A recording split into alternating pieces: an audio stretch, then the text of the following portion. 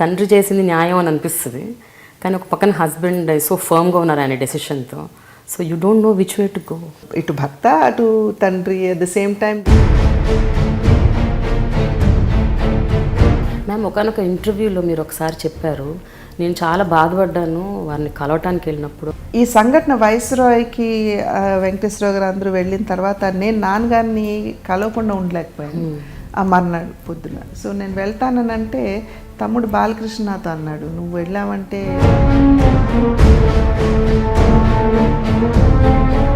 అప్పుడు Telugu Desam party complete owned and executed by Chandrababu garu. What do you think ma'am? Telugu Desam party ఇంకా అప్పటి Telugu Desam party అని అనుకుంటున్నారా, మారిపోయింది అనుకుంటున్నారా? నాన్నగారు ఇన్ఫ్యాక్ట్ అసెంబ్లీలో ఆయన్ని మాట్లాడనివ్వకుండా, ఒక అవకాశం ఇవ్వండి అని చెప్పి అభ్యర్థించినా కూడా అవకాశం ఇవ్వకుండా ఆయన్ని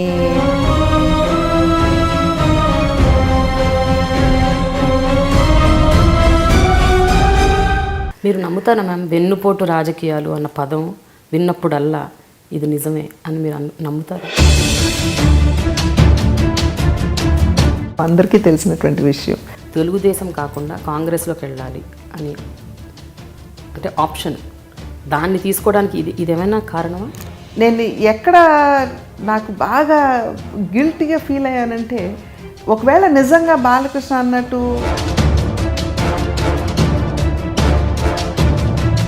ఆంధ్రప్రదేశ్కి స్పెషల్ స్టేటస్ ప్యాకేజో ఏదో ఒకటి, what all you're mentioning.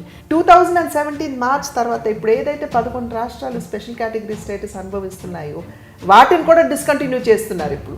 So where is the special category? Andhra ప్రజలు మోసపోయారు, దారుణంగా మోసం చేసింది భారతీయ జనతా పార్టీ అని అనుకుంటున్నారు. అసలు మీకెందుకమ్మా కన్ఫ్యూజన్? ముందు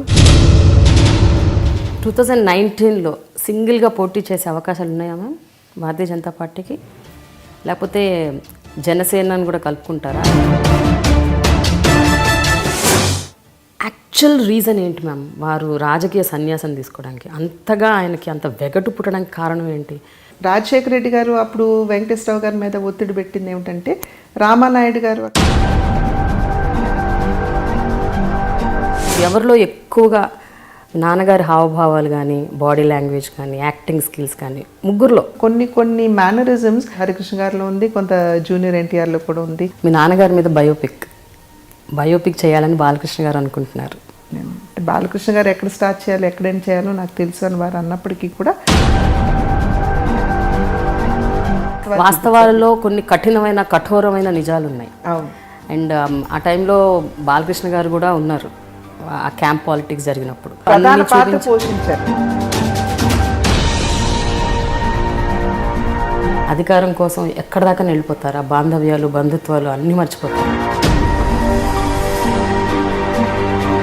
ఇప్పుడు ఉన్నటువంటి పరిస్థితుల్లో మనం అది నమ్మక తప్పట్లేదు. ఎలాంటి బంధం ఉండేది మ్యామ్ మీ అమ్మగారికి నాన్నగారికి మధ్య? మీ అమ్మగారు భయపడేవారు ఆయన అంటే? జనరల్గా ఆయన అంటే అందరూ భయపడుతుంటారని విని. But at the same time ఆయన కూడా చాలా చక్కగా హ్యూమరస్గా అప్పుడప్పుడు సన్నగా జోకులు వేస్తా. బట్ ఆయన నవ్వేవారు కాదు, మాకు నవ్వాలో వద్దో అర్థమయ్యేది కాదు.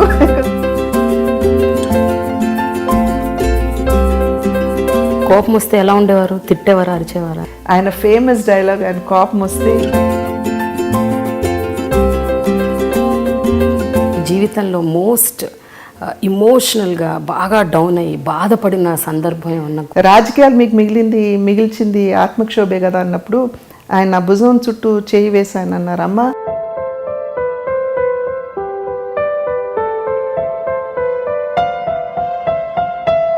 మిమ్మల్ని ఒక ప్రశ్న అడగదలుచుకున్నాను, అది అడగొచ్చో లేదో కూడా నాకు తెలియదు, but I want to ask because it's a time కాబట్టి అనిపిస్తుంది. అప్పట్లో 2004 టైంలో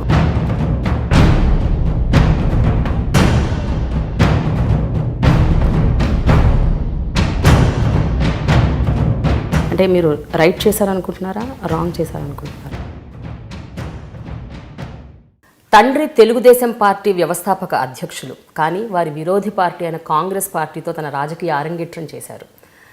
3 మంత్రిత్వ శాఖలు కూడా నిర్వహించారు. ప్రస్తుతం భారతీయ జనతా పార్టీలో మహిళా మోర్చాకి ఇన్ఛార్జ్గా ఉన్నారు.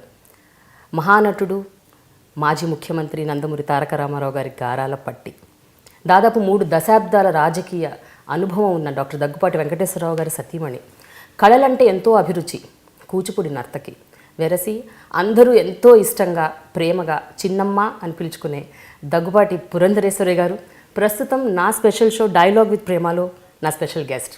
Hi ma'am. నమస్కారం. How are you? Very well, thank you.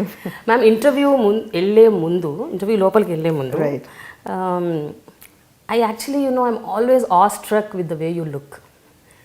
మిమ్మల్ని చూసినప్పుడల్లా ఇంకా ఇంకా చూడాలనిపిస్తుంది. The way you carry yourself. ఇది ఎట్లా అబ్బింది మ్యామ్ మీకు? అంటే ద వే యూ మీ దుస్తుల దగ్గర నుంచి the dignity that you carry your self, me presentation, everything. I think చాలా వరకు కూడా మనం పెద్దల్ని చూసి నేర్చుకుంటాం అనేది నాకున్నటువంటి నమ్మకం. మా అమ్మగారు చాలా, అంటే తను కట్టే చీరల దగ్గర నుండి తన వ్యవహార శైలి అన్నిటినీ కూడా దగ్గర నుండి చూసినటువంటి నేపథ్యంలో అన్కాన్షియస్గా దాని ప్రభావం మా మీద కూడా ఉంటుంది అని చెప్పి నేను భావిస్తాను. అలాగే నాన్నగారు చాలా హుందాగా పెద్దరికంగా ఆయన అనేక కనపడినటువంటి సందర్భంలో ఆ ప్రభావం కూడా ఉంటుంది అని చెప్పి నేను భావిస్తాను. సహజంగా ఎప్పుడు అల్మారీ ముందు నిలబడి ఇవాళ పలాంది ఏం కట్టుకోవాలి ఏమిటి అని ఆలోచించినటువంటి సంఘటనలు, పరిస్థితులు అయితే నాకు గుర్తులేదు అంతవరకు కూడా. సహజంగా ఏది కనపడితే నచ్చిందే కొనుక్కుంటాం కాబట్టి గబుక్కుని తీసి దాన్ని ధరించడం అనేది నేను చేస్తూ వచ్చినటువంటి. బట్ అంతా, if I'm really impressing you so much, I must thank you for the complement. లేదు మ్యామ్, యాక్చువల్గా నేను ఎప్పుడు వెనెవర్ ఐ అబ్జర్వ్ యూ, మీది ఒక కన్సిస్టెన్సీ కనిపిస్తుంది. అంటే యువర్ స్టైల్ ఈజ్ నాట్, అంటే ఇవాళ ఒక రకంగా రేపు సడన్గా మారిపోయి ఎల్లుండి ఇంకో రకంగా, యువర్ నాట్ లైక్ దట్. నేను గత ఒక 15 ఏళ్ళుగా మిమ్మల్ని చూస్తున్నాను ఆల్మోస్ట్, అండ్ దట్ కన్సిస్టెన్సీ అలాగే ఉంది. మీరు కట్టుకుని వేసుకునే దుస్తుల దగ్గర నుంచి మీ అపియరెన్స్, మీ presentation, it's the same yet beautiful. అంటే నాకు ఫ్రాంక్గా చెప్పాలంటే నగల మీద ఎక్కువ, అంటే ఐ లైక్ టు సీ, చూసి వాటిని ఆనందిస్తాను తప్పకుండా, కానీ దాన్ని ధరించగలను అని చెప్పి నేను భావించను. బట్ ఎస్, బట్టల మీద కొంచెం మక్కువ ఉన్నప్పటికీ కూడా అన్నీ నాకు అబ్బవు, నాకు సూట్ అవ్వు అనేటువంటి స్పృహ కూడా నాకు ఉంది. కనుక చాలా వరకు కూడా ఈ సిల్క్ వస్త్రాల మీద కొంచెం యూనో ఇంట్రెస్ట్ ఉండటం. So I can go with chiffons and georgettes and all that.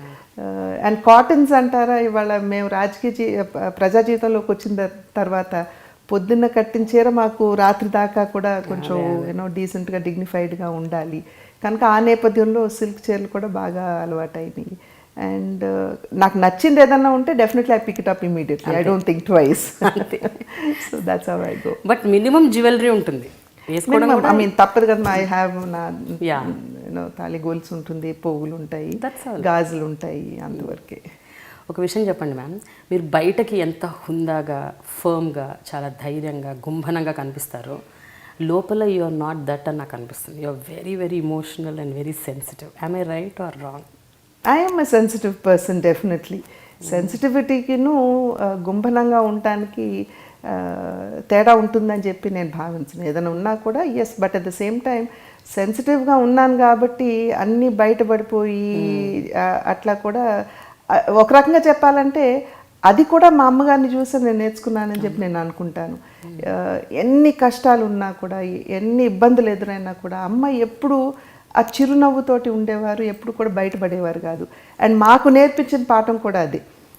ఎప్పుడు మా పెళ్ళైన కొత్తలో అమ్మ అనేవారు, ఇప్పుడు బాబు వెంకటేశ్వర గారిని బాబు అనేవారు, బాబు బయట నుండి ఇంటికి రాగానే మీరు చక్కగా స్నానాలు చేసి ఫ్రెష్గా చిరునవ్వుతో మీరు ఎదురెళ్ళండి. వాళ్ళు బయట చాలా ప్రెషర్స్ని ఎదుర్కొని ఇంటికి వస్తారు. ఆ నేపథ్యంలో మళ్ళీ మీరు ఇంట్లో ఉన్నటువంటి ఇబ్బందుల్ని ఏకరువు పెట్టేసి వాళ్ళు మరీ ఇబ్బంది పెట్టొద్దు. దానికి కూడా సమయం ఉంటుంది. ఆ సమయం చూసుకుని మీరు మాట్లాడండి అని చెప్పి మా అమ్మగారు అనేక సందర్భాల్లో మాకు చెప్పేవారు. బహుశా ఇవన్నీ కూడా it must have acted on me. But frankly speaking I am a sensitive person and I am one who అందరినీ కావాలి అని అనుకునే మనస్తత్వం ఖచ్చితంగా నాది. సో ఆ నేపథ్యంలో ఎక్కడైనా కొంచెం అటు ఇటు అయినా కూడా డెఫినెట్గా హర్ట్ అవుతాను. బట్ అట్లాగని చెప్పి I don't think it's necessary to అన్నిటినీ మనం పబ్లిక్ చేసుకోవాల్సినటువంటి అవసరం కూడా లేదు. ఎందుకు ఈ పాయింట్ అడుగుతున్నానంటే మ్యామ్, మీరు ఎస్పెషలీ మీరు రకరకాల ఇమోషనల్ ఇంబ్యాలెన్సెస్ కానివ్వండి, లేకపోతే ట్రొమాటిక్ పరిస్థితులను కానివ్వండి, మీరు ఎక్స్పీరియన్స్ అయ్యారు. ఒకటి రామారావు గారి అమ్మాయిలాగా, దగ్గుబాటి వెంకటేశ్వరరావు గారి భార్య, అండ్ మీ పిల్లల్ని చూసుకున్న ఒక తల్లి, అండ్ అనుకోకుండా అనూహ్య పరిస్థితిలో రాజకీయ ఎంట్రీ. సో ఇవన్నీ one on at some point of time ఇక్కడ ఒక ఎమోషన్ ట్రిగ్గర్ చేస్తుంటుంది. అంటే you can't tell it out. కొన్ని చెప్పుకోలేము, కొన్ని లోపల దాచుకుంది బయటకు రాలేదు. సో దీస్ ఆల్ థింగ్స్ అనమాట. ఇవన్నిటిని హ్యాండిల్ చేసేటప్పుడు how do you do that? Well, I think మీరు అన్నట్టుగా అనేక సందర్భాల్లో రామారావు గారి బిడ్డగా కావచ్చు, వెంకటేశ్వరరావు గారి భార్యగా కావచ్చు, ప్రజా జీవితంలోకి వచ్చిన తర్వాత అదేవిధంగా ఇంటిని బ్యాలెన్స్ చేసుకుంటూ ఒక తల్లిగా కావచ్చు, ఈ బాధ్యతలన్నింటినీ కూడా women, it's not just me, but I feel there are so many women who actually face this kind of dichotomy. And పర్టికులర్గా మాకు వచ్చేటప్పటికి ఏంటంటే, ఎస్, నాన్నగారు ఒక illustrious father, husband was a well known personality. So ఈ సందర్భంలో వారి గౌరవాన్ని మేము కాపాడాలి, వారి దానికి భంగం కలగనివ్వకూడదు. అట్ ద సేమ్ టైం మా బాధ్యతల్ని కూడా మేము బాధ్యతాయుతంగా నిర్వర్తించాలి. సో ఇట్ ఈస్ డెఫినెట్లీ కత్తి మీద సాములాగా ఉంటుంది అనేది నేను తప్పకుండా చెప్పాలి. బట్ బ్యాలెన్స్ కూడా చేసుకోవాలి. ఇప్పుడు నాన్నగారు సీఎంగా ఉన్నప్పుడు, వెంకటేశ్వరరావు గారు హెల్త్ మినిస్టర్గా ఉన్నప్పుడు I had to go to the doctor with my children. But I don't tell them I was so and so. Venkateswararao garu అక్కడికి వచ్చి క్యూలో నన్ను చూసి, ఏంటి నువ్వు లైన్లో నిలబడ్డావురా అని చెప్పి డాక్టర్ గారు గుర్తించి లోపల తీసుకెళ్తే తప్పించి, I mean, I think we need to keep that balance going. So probably that's how it. ఎప్పుడైనా మీరు ముఖ్యమంత్రి గారు ఉన్నప్పుడు, ఆయన హెల్త్ మినిస్టర్గా ఉన్నప్పుడు, ఇందాక మీరు అన్నారు, ఆ టైంలో అంటే అడ్మినిస్ట్రేటివ్ పరంగా ఉన్న కొన్ని కాన్ఫ్లిక్ట్స్ కావచ్చు, ఇష్యూస్ కావచ్చు, ఎప్పుడైనా ఇంటికి తీసుకొచ్చేవారా వెంకటేశ్వరరావు గారు? ముఖ్యమంత్రి గారితో ఏమన్నా విభేదించిన సందర్భాలు, లేకపోతే ఐడియాలజికల్ డిఫరెన్సెస్ అలాంటివి ఖచ్చితంగా మీకు అది పెద్ద కాన్ఫ్లిక్ట్ మీకు? బికాజ్ ఒకవైపు ఫాదర్, ఇంకోవైపు హస్బెండ్. ఎస్, డెఫినెట్లీ అటువంటి సందర్భాలు లేవు అని చెప్పి నేను చెప్తే అది అసత్యమే అవుతుంది. దే వర్ ఇన్స్టెన్సెస్ వెన్ అక్కడ నాన్నగారితో కానీ ఘర్షణ పడినా, లేకపోతే ఇంకెవరితోటి వారికి ఏమన్నా విభేదాలు ఉన్నా, వాటిని ఇంటికి, అంటే వారు ఇంటికి వచ్చిన తర్వాత, usually men are like that, they can't let it go. Whereas ఉమెన్కి ఉన్న కెపాసిటీ ఏంటంటే, షీ కెన్, ఆ మల్టీ టాస్కింగ్ అనేది వెంటనే she can adjust into whatever role she can get in to. But జెంట్స్కి సహజంగా అది ఉండదు. సో ఆ నేపథ్యంలోనే అమ్మగారు చెప్పినటువంటి మాటలు, ఆల్రెడీ ప్రెషర్స్ ఉంటాయి, ఇంటికి వచ్చినప్పుడు give that kind of comfort of the home అనేది ఇంట్లో ఉన్న ఆడవాళ్ళు ఇవ్వాలి. ఇచ్చిన తర్వాత then you can get in to a discussion అని. But of course Venkateswararao garu యాక్టివ్గా ప్రజా జీవితంలో ఉన్నప్పుడు నాతో చర్చించినటువంటి సందర్భాలు చాలా తక్కువ. ఇన్ఫ్యాక్ట్ చుట్టుపక్కల ఉన్నటువంటి వాళ్ళ ద్వారానే నాకు విషయాలు కూడా తెలిసి వచ్చేవి. బికాజ్ ప్రాబబ్లీ ఎడ్యుకేషన్ అయిపోయింది, వెంటనే ఐ గాట్ మ్యారీడ్. సో పరిపక్వత ఉన్నది లేదు అనేటువంటి ఆలోచన కూడా ఉండుండొచ్చు. బట్ తెలుసుకున్న తర్వాత అవకాశాన్ని బట్టి ప్రాబబ్లీ ఇట్లా ఉందేమో, ప్రాబబ్లీ అట్లా ఉందేమో అని చెప్పడమే తప్పించి, they were difficult times, but we have to live with them. అంటే ఎటు సైడ్ తీసుకోవాలో కూడా అర్థం కాదు ఒక్కోసారి మ్యామ్. ఒక్కోసారి తండ్రి చేసింది న్యాయం అని అనిపిస్తుంది, కానీ ఒక పక్కన హస్బెండ్ సో ఫర్మ్గా ఉన్నారు ఆయన డెసిషన్తో. So you don't know which way to go. That is where women has to balance well కదమ్మా. ఇటు భర్త, అటు తండ్రి, at the same time the other members of the family. So ఆ బాంధవ్యాన్ని పోనివ్వకుండా ఆ రిలేషన్షిప్ని కంటిన్యూ చేసుకుంటూ how do you actually overcome the situation అనేది is very important, and from that aspect I think my life has taught me a lot. Yes, especially మనం చూసుకుంటే ma'am 1994 August సంక్షోభం, వైస్రాయ్ హోటల్లో క్యాంప్ పెట్టడం, ఇవన్నీ మీకు తెలుసు. కొన్ని తెలుసు, కొన్ని తెలియదు, కొన్ని పైన తెలుసు, కొన్ని డెప్త్లో ఏం జరుగుతున్నదో ఐడియా లేదు. బట్ ఫ్యామిలీ అంతా ఒకవైపు వచ్చేసారు. ఆ టైంలో అసలు మీరు what was going in your mind ma'am? The only thought that crossed my mind was నాన్నగారికి అన్యాయం జరుగుతున్నది అన్న భావన నాలో ఉండింది. Nothing else was in my mind. In fact ఇంట్లో అందరూ జనం నిండిపోయి ఉన్నప్పుడు నాకు చోటు లేక నేను వంటగదిలో కూర్చున్నాను అప్పుడు. తర్వాత వెంకటేశ్వరరావు గారు వైస్రాయ్కి బయలుదేరుతున్నాను అన్నప్పుడు చేయబట్టుకుని ఆపింది నేనే. And I try to tell him probably you need to think this is not the right thing to do.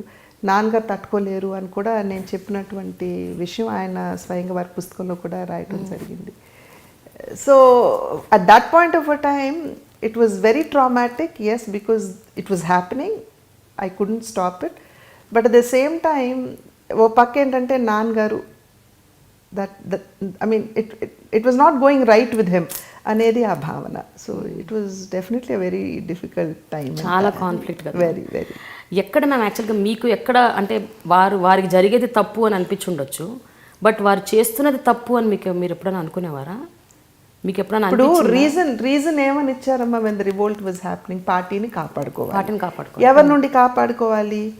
From whom ever Ramarao గారు పెళ్లి చేసుకున్నారో ఆ వ్యక్తి సరిగ్గా ఉండట్లేదు, అన్నిట్లో తలదూర్చుతున్నారు కాబట్టి కాపాడుకోవాలి అనేటువంటి భావన.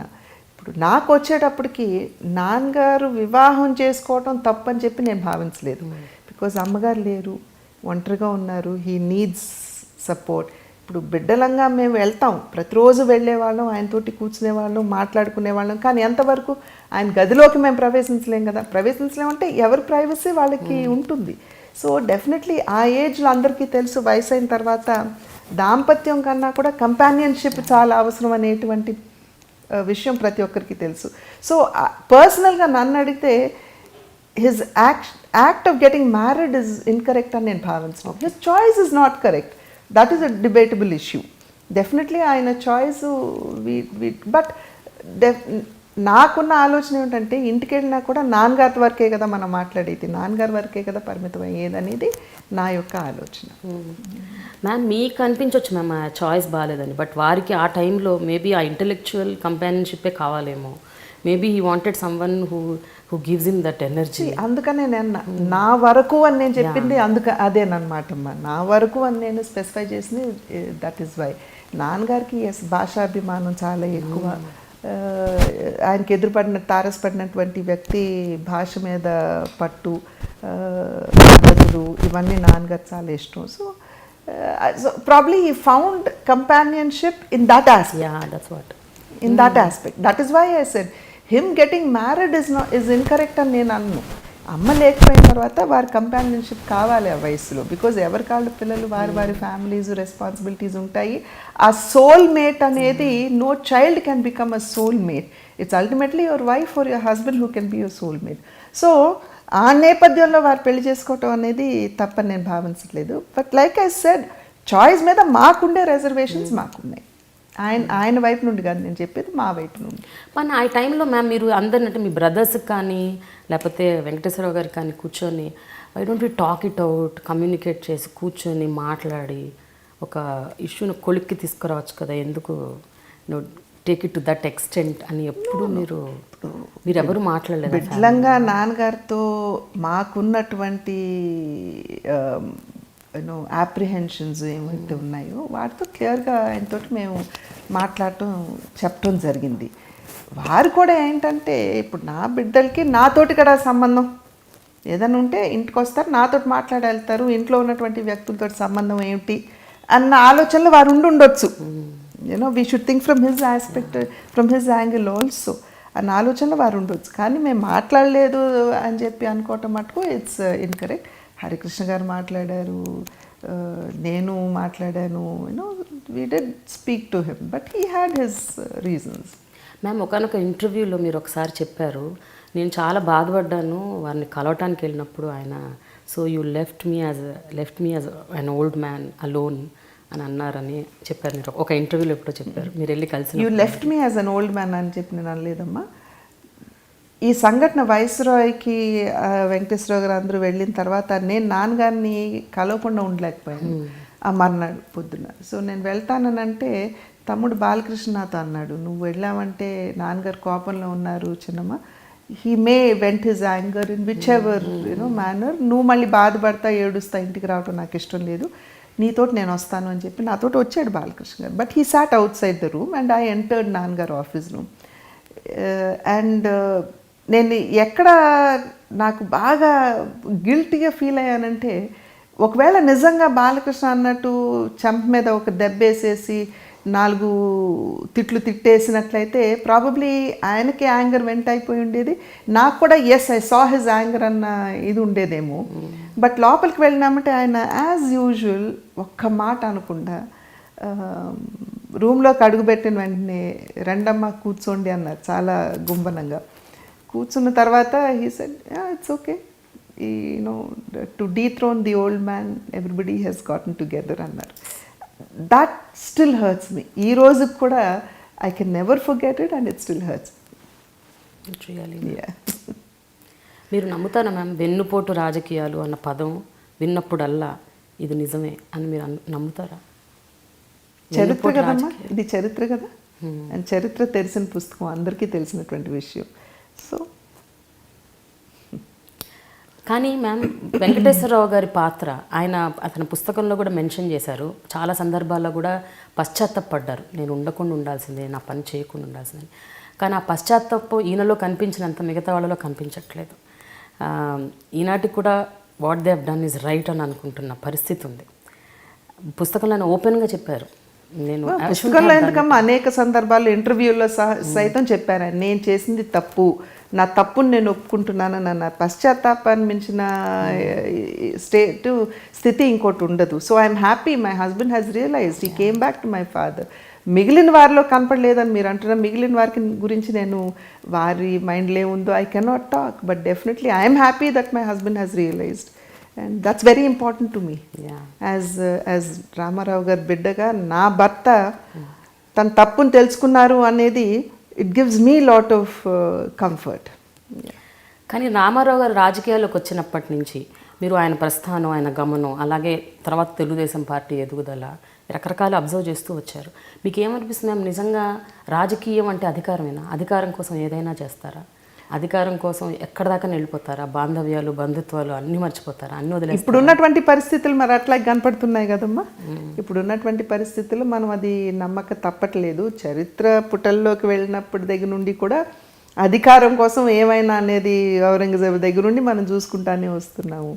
So I think we have to accept it when we see it is as a reality. But అధికారం అన్నది డెఫినెట్గా it is a medium which can be utilised very well. I think Ramarao garu చాలా చక్కగా దాన్ని నిరూపించారు. అధికారం కేవలం నేను కుర్చీలో కూర్చోటానికి మాత్రమే కాదు, ఆ తర్వాత నేను ఇష్టారాజ్యంగా నేను ఉంటాను అన్నట్లు కాకుండా అనునిత్యం కూడా ప్రజలకి ఏ విధంగా నేను సేవ చేయాలి. ఇప్పుడు సమాజమే దేవాలయం, పేదవాడే దేవుడు అన్నది రామారావు గారికి సంబంధించినంత వరకు అది కేవలం నినాదం కాదు, అది ఇట్స్ హిస్ కన్విక్షన్, ఆయన నమ్మకం, ఆయన విశ్వాసం. సో దానికి ధీటుగా ఆయన ఏ కార్యక్రమం చేపట్టినా కూడా అధికారులు ఇది కుదరదేమో, చేయడానికి వీలు లేదేమో, ఇప్పుడు 2 రూపాయల కిలో బియ్యం అటువంటి విషయాల్లో కొంచెం వారు అడ్డు తగిలినా కూడా లేదు, I have to do it, ఎందుకంటే నేను ప్రజలకి సేవ చేయాలి అనేటువంటి ఆలోచనతో వచ్చాను. ఏ రకంగా నేను చేయగలను అనే విషయం మీదే మీరు దృష్టి పెట్టాలి, కానీ చేయలేవు అని మీరు నాకు చెప్పేది ఏంటి, అలా చెయ్యాలో మీరు చెప్పండి అని చెప్పినటువంటి సందర్భాలు కూడా ఉన్నాయి. So I think they have to be the exemplary examples for మా లాంటి వాళ్ళు ప్రజా జీవితంలోకి వచ్చినప్పుడు వాళ్ళని ఆదర్శంగా తీసుకుని ముందుకు వెళ్ళవలసినటువంటి బాధ్యత మా మీద ఉంది. కానీ ఒక వ్యక్తి తెలుగువారి ఆత్మగౌరవం అన్న పేరు ఒక నినాదంతో వచ్చి అంత గొప్ప పార్టీ పెట్టి దేశ స్థాయికి కూడా మన గౌరవాన్ని అక్కడ దాకా తీసుకుపోయి నేషనల్ ఫ్రంట్ పెట్టి, అంటే అసలు అనూహ్యంగా ఒక వ్యక్తి ఒక సినిమా నటుడు, సినిమాల్లో కూడా చాలా ఉన్నతమైన స్థితికి ఎదిగారు. బట్ ఒక వ్యక్తి అలా ప్రజల కోసం, తెలుగువారి ఆత్మగౌరవం కోసం ఆ నినాదంతో ఇంత స్థాయికి ఎదిగిన వ్యక్తి ఈ రకంగా ఇంత బాధాకరంగా ఆయన ఎండ్ వస్తుందనేసి ఎవరు ఊహించుంటారు. ఐ మీన్ ఆయన చరిత్రలో ఐ థింక్ ఆయన చివరి కొన్ని పేజీలే కొంచెం బాధాకరమైంది కానీ, but otherwise I don't think anybody వేలెత్తి ఆయన చూపించే స్థాయిలో ఎప్పుడు కూడా వారి జీవితాన్ని వారు అనుసరించలేదు. మీరన్నట్లుగా తెలుగువారి అసలు తెలుగువారి ఆత్మగౌరవం అంటే ఏమిటో, తెలుగువారి పౌరుషం ఏమిటో అసలు విశ్వానికి తెలియజేసినటువంటి మహనీయులు. అందుకనే తెలుగు తల్లి ముద్దు బిడ్డ అని చెప్పి ప్రతి ఒక్కరు కూడా ఆయన ఓన్ చేసుకోవటం జరుగుతుంది. ఇప్పుడు మేము ఎక్కడికి వెళ్ళినా కూడా మా మీద అనూహ్యంగా ప్రజలు ఆ ప్రేమాభిమానాలు కనబరుస్తారంటే ఇదంతా మాదే, మా వల్లనే అని కనుక మేము అనుకున్నట్లయితే అది వాపును చూసి బలుపు అనుకోవటమే మేము.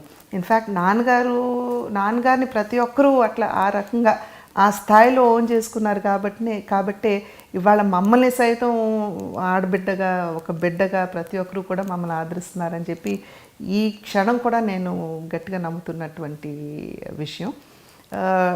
చాలా బాధాకరం. అటువంటి మనిషి చివరిలో ఆ ఒక్క మచ్చతో పోయారు అన్నది అంత హ్యూమిలియేషన్ తోటి పోవాల్సినటువంటి అవసరం అయితే లేదు. But of course nothing is in our hands. ఇప్పుడు ఫేట్ అనేది మనం ఎంత కాదనుకున్నా అది భగవంతుడు రాసి పెట్టింది. ఉదాహరణకి వారి చర్మాంకమే, అంత గ్రేట్ లైఫ్ లీడ్ చేసినటువంటి వ్యక్తికి అంతటి అవమానం జరగవలసినటువంటి అవసరం లేదు. బట్ స్టిల్ ఆయన పోయిన తర్వాత ఏ రకంగా స్పందన వచ్చిందమ్మా?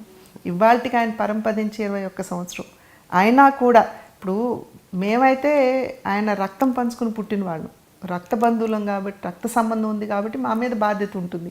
కానీ ఎటువంటి సంబంధం లేనటువంటి వాళ్ళు సైతం వేలాది కుటుంబాలు నేటికి కూడా ఆయన వర్ధంతి రోజున వారు వర్ధంతిగా జరుపుకుంటారు. ఏ బంధం ఉందని? ఆత్మబంధం తప్పించి.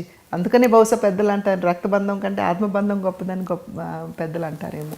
కానీ ఆ రకమైనటువంటి ఓనర్షిప్ ఎవరికి వస్తుందని నేను అనుకోను. ఇన్ఫ్యాక్ట్ ఒకానొక సందర్భంలో ఈ వైస్రాయ్ ఎపిసోడ్ జరిగిన తర్వాత నాన్నగారు స్టేట్ టూర్కి వెళ్తున్నప్పుడు నేను స్వయంగా నాన్నగారిని వెళ్ళి నేను ఆయన ఆపడానికి ప్రయత్నించాను. ఆరోగ్యం సహకరించట్లేదు నాన్న, మీకు ఏమి చూడలేదు, you seen the ups, you seen the lows, ఇంకేమి చూడలేదు మీరు జీవితంలో, రాజకీయాలు మీకు మిగిల్చింది ఆత్మక్షోభే కదా అన్నప్పుడు ఆయన నా భుజం చుట్టూ చేయి వేసి ఆయన అన్నారు, అమ్మ ఆంధ్ర రాష్ట్రంలో ఏ మారుమూల ప్రాంతానికైనా సరే వెళ్ళి రామారావు ఎవరు అని అడిగితే గుండెల మీద చేయి వేసుకుని నావాడు అంటారు, మా అని కూడా అనరు, ఈ జీవితానికి ఇంకంతకంటే ఏం కావాలన్నారు. సో ఆ రకంగా హీజ్ అ ఫినామినన్. కానీ మ్యామ్ ఆ తర్వాత పార్టీలోకి ఎవరైతే వెళ్ళారో అందరూ మెల్లిమెల్లిగా ఫ్రిజిల్ అవుట్ అయిపోయారు. Everybody came out. Balakrishna garu అవ్వచ్చు, హరికృష్ణ గారు అవ్వచ్చు, దగ్గుబాటి వెంకటేశ్వరరావు గారు అవ్వచ్చు. తర్వాత ఎవరు నిలవలేదు అక్కడ. మళ్ళీ ఇప్పుడు వచ్చారు బాలకృష్ణ గారు కానీ, but the was a long gap. అప్పుడు Telugu Desam party complete owned and executed by Chandrababu garu. What you think ma'am? Telugu Desam party ఇంకా అప్పటి తెలుగుదేశం పార్టీ అని అనుకుంటున్నారా? మారిపోయింది అనుకుంటున్నారా? Party is the party the same or the name is only that? మీ ఒపీనియన్ ఏంటి? సహజంగా వారసులు ఎవరు అని అడిగితే రక్తం పంచుకుని పుట్టినంత మాత్రాన వారసులు అవుతారు అని చెప్పి పెద్దలు చెప్పలేదు. ఒకరి ఆశయాల్ని, ఆదర్శాలని కొనసాగించిన వారే నిజమైన వారసులు అవుతారని పెద్దలు చెప్పినటువంటి సత్యం ఇది, నేను చెప్పింది కాదు. ఆ దిశగా చూసినట్లయితే రామారావు గారు కిలో ₹2 బియ్యం కావచ్చు, 50 రూపాయలకి హార్స్ పవర్ కావచ్చు, పక్కా గృహ నిర్మాణం కావచ్చు, జనతా వస్త్ర పథకం కావచ్చు, ఇవన్నీ కూడా ఏ ఆశయంతో, ఏ లక్ష్యంతో వారు తీసుకొచ్చారు. ఆ తరువాత అధికారంలో ఉన్నటువంటి వారు దాన్ని కొనసాగించినటువంటి దాఖలాలు అయితే లేవని ప్రతి ఒక్కరికి తెలుసు. ₹2 5.5 అయింది. హార్స్ పవర్కి again prices, power electricity charges పెరగటం, ఇవన్నీ కూడా ప్రజలకి తెలిసినటువంటి విషయమే. నాన్నగారు ఇన్ఫ్యాక్ట్ అసెంబ్లీలో ఆయన్ని మాట్లాడనివ్వకుండా, ఒక అవకాశం ఇవ్వండి అని చెప్పి అభ్యర్థించినా కూడా అవకాశం ఇవ్వకుండా, ఆయన్ని తెలుగుదేశం సభ్యుడు కాదు అని చెప్పి చెప్పడం దగ్గర నుండి, సింబల్ అసలు నీది కాదు అని చెప్పి కోర్టులో కేసు వేసి సైకిల్ సింబల్ తీసేసుకోవటం దగ్గర నుండి, అంటే ఆయన్ని ఒక రకంగా ఒంటరిని చేసినట్లే కదా. ఆ తర్వాత నాన్నగారు ఈసీ ఎలక్షన్ కమిషన్ దగ్గరికి వెళ్ళి ఆయన సింహం గుర్తు తెచ్చుకున్నారు. Unfortunately he wasn't alive to take it forward. ఇవాళ whether that party is there or not is secondary. But అప్పటి విషయాలు నేను చెప్తున్నాను, నేను just go back in to history a little bit. So అట్లా చూసుకున్నట్లయితే నాన్నగారు స్వయంగా ఎలక్షన్ కమిషన్ దగ్గరికి వెళ్ళి సింహం గుర్తు నాది అని చెప్పి ఆయన తెచ్చుకున్న తర్వాత సైకిల్ గుర్తు ఏముంది? So this is all, but unfortunately అని నేను అంటే he didn't survive to take it to the people. So దాన్ని బట్టి ప్రజలు బేరీస్ వేసుకోవాలి. ఇవన్నీ కారణాలు అనుకోవచ్చా మ్యామ్? మీరు అంటే ఎప్పుడైతే రాజకీయాల్లోకి వెళ్దాం అనుకున్నారో తెలుగుదేశం కాకుండా కాంగ్రెస్లోకి వెళ్ళాలి అని అంటే ఆప్షన్, దాన్ని తీసుకోవడానికి ఇదేమైనా కారణమా? లేదమ్మా, ఫ్రాంక్లీ స్పీకింగ్ నా ప్రజా జీవిత ప్రస్థానం అనేది చాలా అనూహ్యంగా అనుకోకుండా I was pushed into it. చాలా సర్కమ్స్టాన్షియల్గా నేను రాజకీయాల్లోకి రావడం జరిగింది. ఇన్ఫ్యాక్ట్ వెంకటేశ్వరరావు గారు ప్రయత్నం చేశారు, నా నాన్నగారు పరంపదించిన తర్వాత ఇక్కడ ఇమ్మడలేక he wanted to go back, but he was denied entry into Telugu Desam party. అప్పుడు ఆయన తనకు సంబంధించినటువంటి, ఇప్పుడు ఆయన కూడా కాడర్ ఉంటుంది ఇన్ హిస్ కాన్స్టిట్యువెన్సీ, వాళ్ళందరితో మాట్లాడినటువంటి సందర్భంలో వారు అన్నది ఏమిటంటే, మిమ్మల్ని నమ్ముకుని ఉన్నాం మేము ప్రజా జీవితంలో, సో మీరుంటేనే మాకు రక్షణ ఉంటుంది, మీరు స్టేట్ పాలిటిక్స్లో కంటిన్యూ అవ్వాలి అని చెప్పి వారందరూ కూడా గట్టిగా ఆయన మీద ఒత్తిడి తీసుకురావడం జరిగింది. అప్పుడు ఆయన డిసైడ్, వాళ్ళందరినీ మీటింగ్ పెట్టుకుని కాన్స్టిట్యువెన్సీలో ఆయన ఫాలోవర్స్ని అందరినీ అడిగిన నేపథ్యంలో ప్రతి ఒక్కరు కూడా వారు కాంగ్రెస్లోకి వెళ్ళమని చెప్పడం జరిగింది. వాళ్ళు ఇచ్చినటువంటి డైరెక్షన్ మీదకి after he had taken his entire constituency into confidence ఆయన కాంగ్రెస్లోకి వెళ్ళారు. వెళ్ళిన తర్వాత ఇద్దరు ముగ్గురిని ప్రయత్నం చేశారు. రాజశేఖర రెడ్డి గారు అప్పుడు వెంకటేశ్వరరావు గారి మీద ఒత్తిడి పెట్టింది ఏమిటంటే, రామానాయుడు గారు అక్కడ తెలుగుదేశం నుండి ఉన్నారు కాబట్టి ఆ స్థాయికి ఉన్నటువంటి క్యాండిడేట్ కావాలి, మీరు పార్లమెంట్కి కంటెస్ట్ చేయమని వెంకటేశ్వరరావు గారి మీద ఒత్తిడి పెట్టారు. బట్ ఇందాక చెప్పినట్టుగా కాడర్ అందరూ కూడా మీరు స్టేట్లోనే ఉండాలి, స్టేట్ పాలిటిక్స్లోనే ఉండాలి అని చెప్పి వారందరూ విజ్ఞప్తి చేసిన మేరకు ఇద్దరు ముగ్గురిని తీసుకొచ్చి రాజశేఖర రెడ్డి గారికి పరిచయం చేయటం ఏంటంటే ప్రాబబుల్ పార్లమెంట్ క్యాండిడేట్స్గా. కానీ వారు ఇక్కడ నిలవకుండా మళ్ళీ జారుకోవటం అది జరిగిన తర్వాత ఒత్తిడి పెరుగుతున్న నేపథ్యంలో నాతో కూడా ఎప్పుడు డిస్కస్ చేయలేదు. He just happen to mention, మీకు మంచి క్యాండిడేట్ దొరికితే వెల్ అండ్ గుడ్, బికాజ్ నాకు కానివ్వండి, even my wife, she is also not very inclined in to coming in to active politics. So మీకు మంచి క్యాండిడేట్ దొరికితే I will be happy, you know, లేదు అంటే పురంధేశ్వరి ఉంది అని ఒక మాట చెప్పడంతో రాజశేఖర రెడ్డి గారు కావచ్చు, రోసయ్య గారు కావచ్చు, yes now you cannot go back, she's a candidate అన్నారు. ఇన్ఫ్యాక్ట్ నా పేరు నేను న్యూస్ పేపర్లో చూసి I call my husband and I asked what is happening అని. ఓకే, అప్పుడు మీకు తెలియదు అసలు నాకు తెలియదు. అప్పుడు ఆయన అన్నాను, అంటే సోనియా గాంధీ గారు విజయవాడకి వచ్చారనమాట పబ్లిక్ మీటింగ్కి. అప్పుడు నేను ఫోన్ చేసి అడిగా, ఏంటిది మరి పేపర్లో ఇట్లా వస్తుంది అని అంటే ఆయన అన్నారు, కంగారు పడొద్దు, నేను వచ్చి మాట్లాడతానన్నారు. వచ్చిన తర్వాత first he spoke to my children, because అమ్మ వన్స్ పబ్లిక్ లైఫ్లోకి వస్తే తనకి ఇంటికి అంత టైం కేటాయించే సమయం ఉండదు కాబట్టి మీరు రెస్పాన్సిబుల్ చిల్డ్రన్గా ఉంటారు అని మీరు మాట ఇస్తే నేను వెళ్తాను, I will talk to her అంటే వాళ్ళిద్దరూ కూడా మాట ఇవ్వటం జరిగింది. I thank them for that. తర్వాత ఆయన నాతో మాట్లాడినప్పుడు నేను ఆయన అడిగాను, నిజంగా ఇది అవసరమా? నేను అమ్మాయి పెళ్ళిడికి వచ్చింది, అబ్బాయి you know he's in his teens, he needs a mother with him, because అదే వయసులో డైవర్ట్ అయ్యేటువంటి అవకాశాలు ఉంటాయి. సో నన్ను అడిగితే నాకు ఈ బాధ్యత ముఖ్యం, నేను నిజంగా వెళ్ళాలా రావాలా అని అడిగినప్పుడు, మరి పరిస్థితి ఇట్లా ఉంది చిన్నమ్మ, తప్పే పరిస్థితి అయితే లేదు అని అన్నప్పుడు అప్పుడు నేను వచ్చాను. సో నేను అందుకని అంటాను, నేను చాలా సర్కమ్స్టాన్షియల్గా రావటం జరిగింది. సో అండ్ ఎస్, కాంగ్రెస్తో నా ప్రస్థానం ప్రారంభమైంది. సో నాన్నగారు ఇన్ఫ్యాక్ట్ ఉపేంద్ర గారు కూడా చెప్పారు, నాన్నగారు వెన్ ఈ వైస్రాయ్ ఎపిసోడ్ అయ్యి ఆయన డీథ్రోన్ అయిన తర్వాత, సో ఆ రకంగా నేను అనుకోకుండా రావటం జరిగింది. ఇందాక చెప్పినట్టుగా నాన్నగారు చివరి దశలో కూడా పివి నరసింహారావు గారితో మాట్లాడాలి అని చెప్పి ఆకాంక్షించడం, బట్ అన్ఫార్చునేట్లీ అది జరగకపోవడం, నరసింహారావు గారు డిసిషన్ తీసుకోలేకపోవటం, ఇవన్నీ కూడా ఉపేంద్ర గారు వారి పుస్తకంలో సైతం చెప్పినటువంటి వాస్తవాలు. సో ఒక రకంగా ఇఫ్ ఐ గో బ్యాక్, ఏమో ఆత్మల మీద విశ్వాసం ఉంటే నన్ను ఇట్లా పంపించారేమో అని కూడా అనుకోవచ్చు. బట్ అట్లాగని నేను చెప్పడం కాదు కానీ, but yes, my public life started with the Congress. కానీ గతంలోనే ఎన్నోసార్లు ఒక రెండు సందర్భాల్లో అన్నారంట కదా మీ నాన్నగారు, నువ్వు రావాలి రాజకీయాల్లోకి, ఇక్కడి నుంచి కంటెస్ట్ చేయలేకపోతే అక్కడి నుంచి కంటెస్ట్ చేయాలి అంటే వెంకటేశ్వరరావు గారు పార్లమెంట్కి వెళ్ళినటువంటి సందర్భంలో నాన్నగారు చెప్పారనమాట, ప్రతి ఒక్కరు వచ్చి నాతో చెప్తున్నారు, నువ్వు కనుక వస్తే యునానిమస్గా హ్యాండ్స్ డౌన్ నువ్వు గెలుస్తావని. వస్తావా అని ఒకసారి కాదు 2 సందర్భాల్లో అడిగారు నాన్నగారు. బట్ అప్పుడు నా priority was my children my home, because చిన్న పిల్లలు చదువుతున్నారు, గేమ్స్లో ఇన్వాల్వ్ అయినారు, ఒక స్థాయికి వచ్చినారు ఆటల్లో కూడాను. సో ఆ నేపథ్యంలో ఐ సెడ్ నాన్న, ఇన్ఫ్యాక్ట్ నేను ఐ జోక్ విత్ దెమ్, నాన్న మీరు 9 నెలలు కష్టపడి ఎండ వాన అనుకుండా రాత్రి పగలు అనుకుంటే తిరిగితే మీరు సీఎం అయ్యారు, నేను ఇంట్లో కూర్చుని ఎమ్మెల్యే అయిపోతున్నాను చూడండి అని కూడా నేను నవ్వటం జరిగింది. But that was in the jocular, in the lighter vein. But అప్పుడు my priority was my family, my children. So అప్పుడు అందుకని నాన్నగారితో లేదు నాన్న, నేను I rather take care of them అని చెప్పి, బికాజ్ ఇద్దరం ప్రజా జీవితంలో ఉండి ఇద్దరం ఇల్లు పట్టించుకోకపోతే పిల్లలు పక్కదారి పట్టేటువంటి అవకాశాలు ఉంటాయి, కొంచెం కుటుంబం అనేది అస్తవ్యస్తంగా ఉంటుంది కదా. సో అందుకని my preference was my home. Madam, ఇప్పుడు వెంకటేశ్వరరావు గారు ఆయన బుక్లో చాలా కేటగారికల్గా మొత్తం అసలు రాజకీయాలు, తన రాజకీయ ప్రస్థానం అవి ఇవి అన్నీ చెప్పుకుంటూ వచ్చారు. బట్ యాక్చువల్ రీజన్ ఏంటి మ్యామ్ వారు రాజకీయ సన్యాసం తీసుకోవడానికి అంతగా ఆయనకి అంత వెగటు పుట్టడానికి కారణం ఏంటి?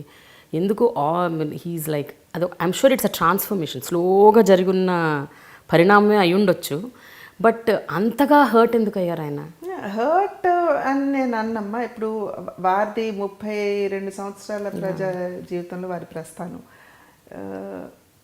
ఓటమి ఎరగకుండా ప్రతి ఎలక్షన్లో కూడా గెలుచుకుంటానే వచ్చారు. బట్ ఒక రకంగా చూస్తే the same issues, same roads, same drainage, same you know, వాళ్ళకి scope to do something newer or better అనేది ఐ డోంట్ థింక్ అంత స్కోప్ వారికి కనపడినట్లేదు. అండ్ నెక్స్ట్ ఏంటంటే ఎస్, ఇప్పుడు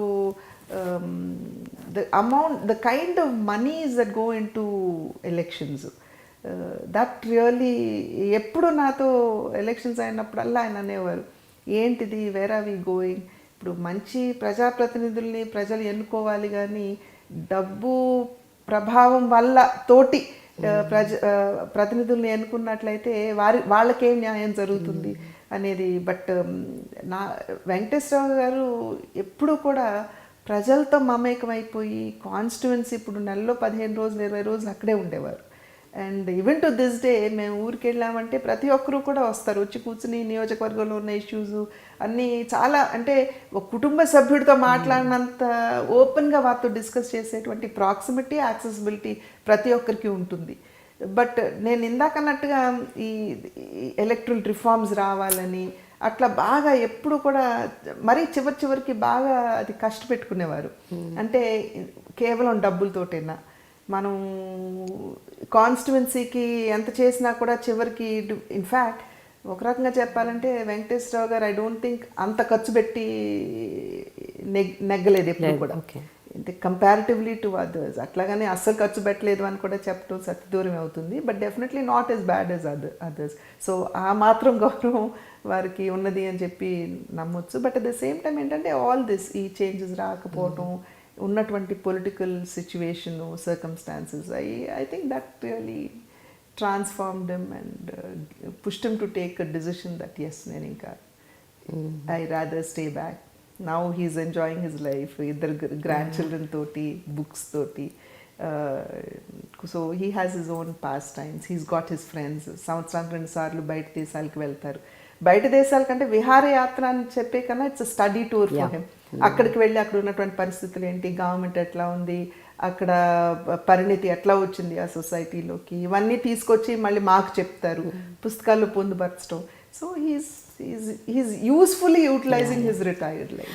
మీరు కూడా విభజన కారణంగా మీరు కాంగ్రెస్ నుంచి బయటకు వచ్చారని చెప్పారు చాలా సందర్భాల్లో. అంటే విభజన జరిగిన పద్ధతి, విధానం అది మీకు నచ్చక వచ్చారని.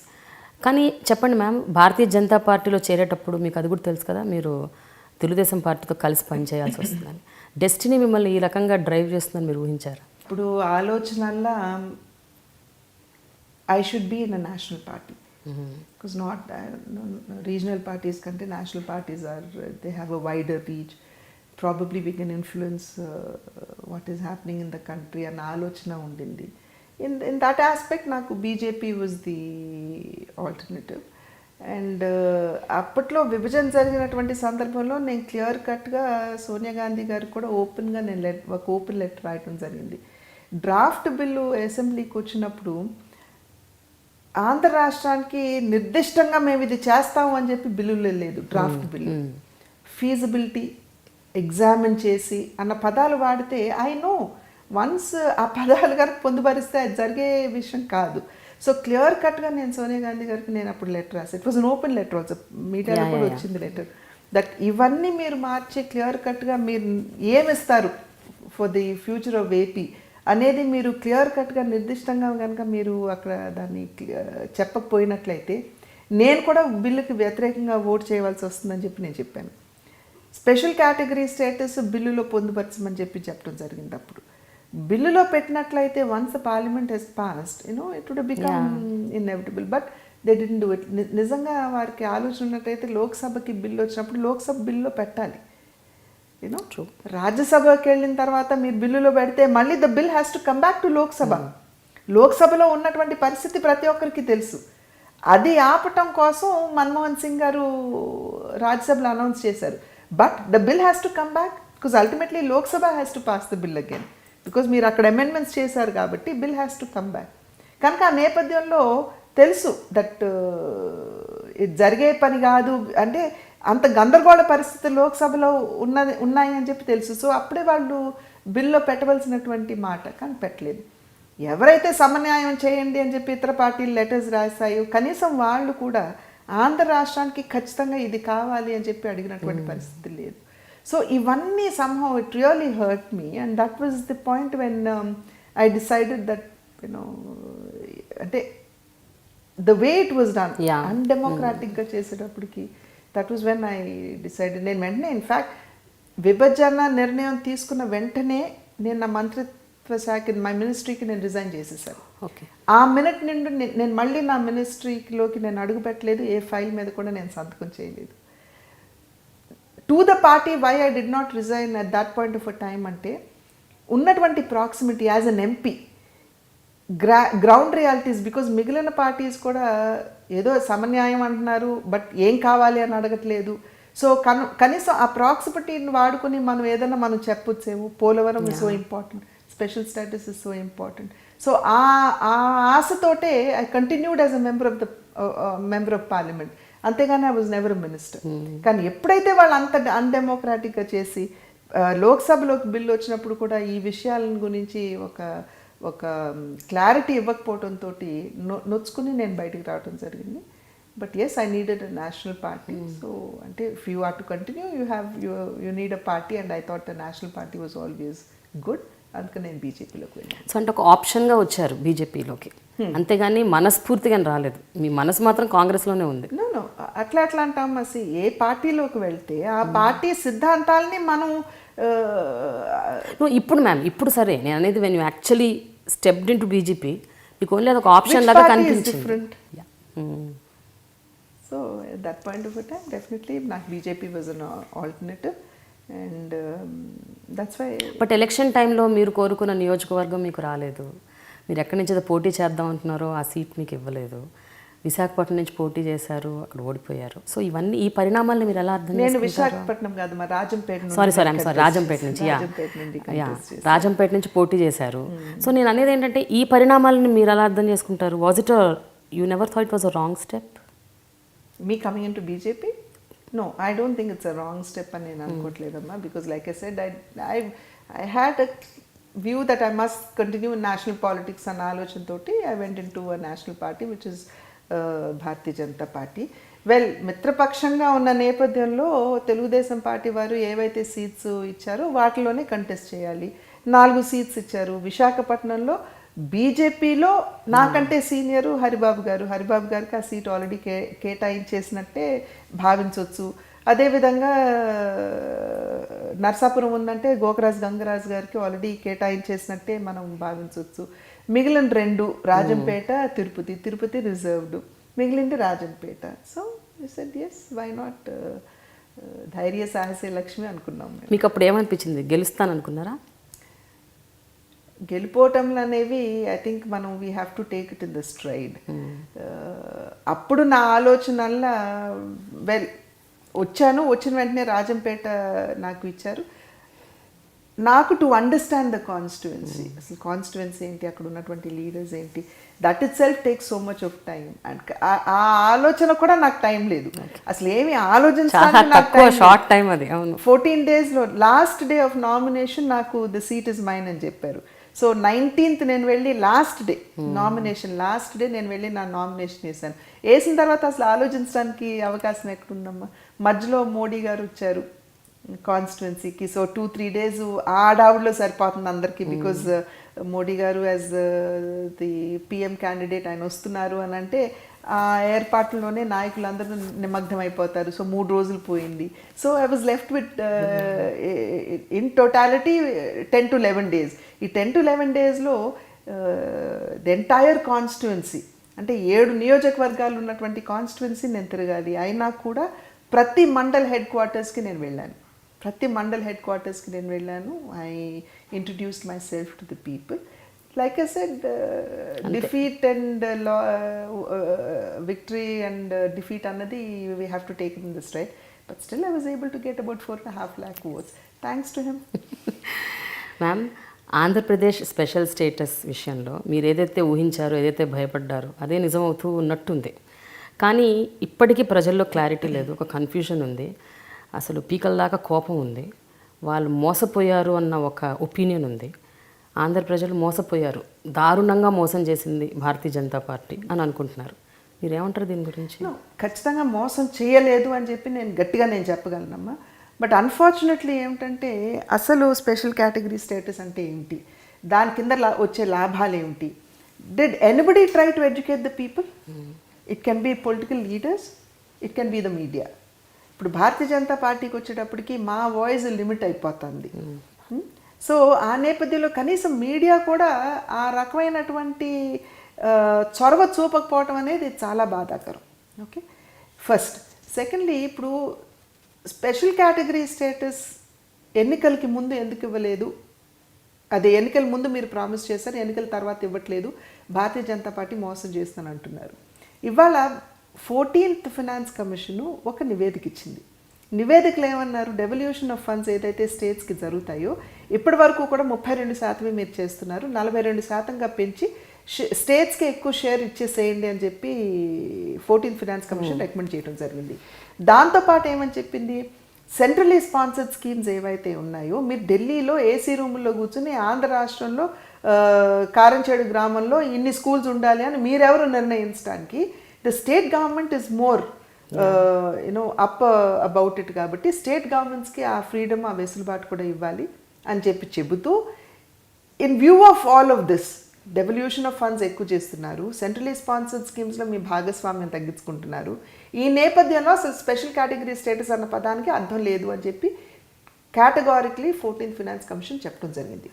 14th finance commission when was it constituted? When Congress headed UPA was in power, it was constituted. అప్పట్లో నివేదిక ఏమొస్తుంది అన్నది ఎవరికి తెలియదు, మాకెవరికి తెలియదు. So all of us said yes, special category status కోసం ప్రయత్నం చేస్తాం, మేము విల్ ఫైట్ ఫర్ ఇట్ అని మేము అందరం కూడా చెప్పడం జరిగింది. కానీ ఎన్నికలు అయిన తర్వాత, ఎన్డీఏ గవర్నమెంట్ వచ్చిన తర్వాత 14th ఫైనాన్స్ కమిషన్ తన నివేదికను పార్లమెంట్కి ఇచ్చింది. ఓకే, పార్లమెంట్లో ప్రతి ఒక్క సభ్యుడు దాన్ని యాక్సెప్ట్ చేశారు, ఆమోదించారు. ప్రతి ఒక్క సభ్యుడు అంటే ప్రతి పార్టీకి సంబంధించినటువంటి పార్లమెంట్ సభ్యుడు దాన్ని యాక్సెప్ట్ చేయడం, ఆమోదించడం జరిగింది. ఆ తర్వాత central government has to accept once the parliament. So once the finance commission special category స్టేటస్కి అర్థం లేదు అంటే మీరు పరోక్షంగా ఇవ్వద్దని చెప్పడమే కదా. ప్లస్ 2017 మార్చ్ తర్వాత ఇప్పుడు ఏదైతే 11 రాష్ట్రాలు స్పెషల్ కేటగిరీ స్టేటస్ అనుభవిస్తున్నాయో వాటిని కూడా డిస్కంటిన్యూ చేస్తున్నారు ఇప్పుడు. So where is the special category status? అది సెకండరీ. థర్డ్గా లాభాలు ఏమిటి దాని కింద? రెండు లాభాలు. ఒకటి, సెంట్రలీ స్పాన్సర్డ్ స్కీమ్స్ ఏవైతే ఉంటాయో వాటికి యూజువలీ స్పెషల్ కేటగిరీ స్టేటస్ ఉన్న రాష్ట్రాలు కేవలం 10% భరిస్తుంది, 90% కేంద్ర ప్రభుత్వం భరిస్తుంది. లేకపోతే 40% రాష్ట్ర ప్రభుత్వం భరిస్తుంది, 60% కేంద్ర ప్రభుత్వం భరిస్తుంది. ఇవాళ ఆ 30% డిఫరెన్స్ ఏదైతే ఉందో అది కూడా ఆంధ్ర రాష్ట్రంలో ఉన్న ప్రత్యేక పరిస్థితుల్ని దృష్టిలో పెట్టుకుని అరుణ్ జైట్లీ గారు ప్రత్యేక ప్యాకేజ్ అనౌన్స్ చేస్తూ ఆ 30% కూడా మేమే భరిస్తామని చెప్పి వారు కేటగారికల్గా చెప్పడం జరిగింది. So problem 1 is solved. Problem 2 ఏమిటంటే, ఒకవేళ రాష్ట్రంలో ఇప్పుడే కొత్తగా ఏర్పడిన రాష్ట్రం కాబట్టి బయట దేశాల నుండి మౌలిక సదుపాయాల నిర్మాణం కోసం రోడ్లు కావచ్చు, రైల్వేస్ కావచ్చు, మెట్రోస్ కావచ్చు, వేటికైనా అప్పు తెచ్చుకున్నప్పుడు కొంతమేరకు కేంద్ర ప్రభుత్వం భరించేటువంటి అవకాశం ఉంటుంది, స్పెషల్ కేటగిరీ స్టేటస్ ఉంటే. అది కూడా చెప్పారు, మేమే భరిస్తామని చెప్పారు. సో మరి ప్రత్యేక హోదా కింద వచ్చే లాభాలన్నింటినీ మీకు ప్రత్యేక ప్యాకేజ్లో పొందుపరిచేశారు. We cannot use the term, నేను ఆది నుండి నేను చెప్తున్నాను, ప్రత్యేక హోదా అన్న పదం మేము వాడలేము టెక్నికల్గా. కానీ దాని కింద వచ్చే లాభాలన్నింటినీ మీకు ఇస్తామని చెప్పి మొదటి నుండి కూడా నేనైతే ప్రతి ప్రెస్ మీట్ కావచ్చు, ప్రతి పబ్లిక్ మీటింగ్లో కావచ్చు నేను చెప్పుకుంటూ వస్తున్నటువంటి విషయం. కొంచెం వెనక్కి వెళ్తే రాష్ట్రం విడిపోతున్నప్పుడు నేను ముందు I was the first one to come to the media and say, విడిపోతున్నాము, ఆపలేము, మన హక్కుల కోసం మనం పోరాడదామని ఆనాడు నేను చెప్పాను. చెప్తే ఎవరూ కూడా దాన్ని ఆమోదించలేదు, తిరస్కరించారు, తిట్టారు. నేను బట్ ఇవాళ అదే పరిస్థితి. What I'm saying is, let us not go by sentiment, let us be logical. ఇవాళ ఆంధ్ర రాష్ట్రానికి ఏమి కావాలన్నా కూడా ఇవ్వడానికి సన్నద్ధంగా ఉన్న కేంద్ర ప్రభుత్వం ఉంది, they are ready. So let us get together, మనకి ఏం కావాలి, మన రాష్ట్ర అభివృద్ధికి ఏది మనకి ముఖ్యం అనే విషయాల మీద దృష్టి సారించి వాటిని సాధించుకుందాం. ఇవాళ మీకు రోడ్లకి 65,000 కోట్ల రూపాయలు, 75,000 కోట్ల రూపాయలు నితిన్ గడ్కరీ గారు ఒక్క ఆంధ్ర రాష్ట్రానికి ఇచ్చారు. ఎన్నో రైల్వే లైన్స్ సురేష్ ప్రభు గారు ఇచ్చారు, కొత్త లైన్స్. ఎప్పుడో దశాబ్దాలుగా కేవలం ఒక కలగా మిగిలిపోతున్నటువంటి రైల్వే లైన్లు సైతం ఇవాళ సురేష్ ప్రభు గారు ఆంధ్ర రాష్ట్రానికి ఇచ్చారు. పోలవరం నిర్మాణానికి ఇవాళ కేంద్ర ప్రభుత్వం ప్రత్యేక హోదా ఇచ్చి పోలవరం నిర్మాణ భారాన్ని సంపూర్ణంగా ఇవాళ కేంద్ర ప్రభుత్వం భరిస్తుంది. What else do you need? ఇప్పుడు 11 నేషనల్ ఇన్స్టిట్యూషన్స్, ఒక్క ఐఐటి రంగారెడ్డికి తెచ్చుకోవడానికి 10 సంవత్సరాలు పోరాటం చేయాల్సి వచ్చింది. కానీ వాళ్ళ 11 నేషనల్ ఇన్స్టిట్యూషన్స్ ఇమ్మీడియట్గా వాళ్ళ ఆంధ్ర రాష్ట్రానికి. What else do you need? ఇవన్నీ కూడా రాష్ట్ర అభివృద్ధికే కదా, అది భారతీయ జనతా పార్టీ కోసం కాదుగా. సో ఆ నేపథ్యంలో what else do you need? ఇంకేం కావాలో మీరు చెప్పండి, వీఆర్ రెడీ టు డూ. మరి ప్రాబ్లం ఎక్కడుంది అనుకుంటున్నాను? అంటే ఓన్లీ ఆ టర్మినాలజీలోనే ప్రాబ్లం ఉందంటారా? స్పెషల్ స్టేటస్, స్పెషల్ ప్యాకేజ్, ఈ రెండిటికి మీనింగ్ ఒకటే, బట్ వర్డ్ స్టేటస్ ప్యాకేజ్ మారటం వల్ల చెప్పాను చూడమ్మా, people for whatever vested interest, people సెంటిమెంట్ని ఫ్యాన్ చేసేసారు. నేను ఇందాక చెప్పాను, media also has an important role to play. Today media is the fourth estate. ప్రజలకి, ప్రభుత్వాలకి, ప్రభువులకి మధ్య వారధిగా నిలబడుతూ ప్రజల కష్ట నష్టాలని ప్రభుత్వాలకి తెలియజేయాలి, ప్రభుత్వాలు చేసే పనులని ప్రజలకు వివరించి చెప్పాలి. ఎక్కడ వివరిస్తున్నారు? ఏదన్నా ఒక్క media today have they explained to the people what special category status is, what are the benefits that come under special category status. So మా రిక్వెస్ట్ ఒక్కటే, let us all work together. అల్టిమేట్గా మేము చేసినా, మీరు చేసినా, మీడియా చేసినా, ఎవరు చేసినా ఆంధ్ర రాష్ట్ర అభివృద్ధికే కదా. So let us work in tandem. మీకు ఇంకా నిర్దిష్టంగా ఏం కావాలో చెప్తే yes we will all fight for it.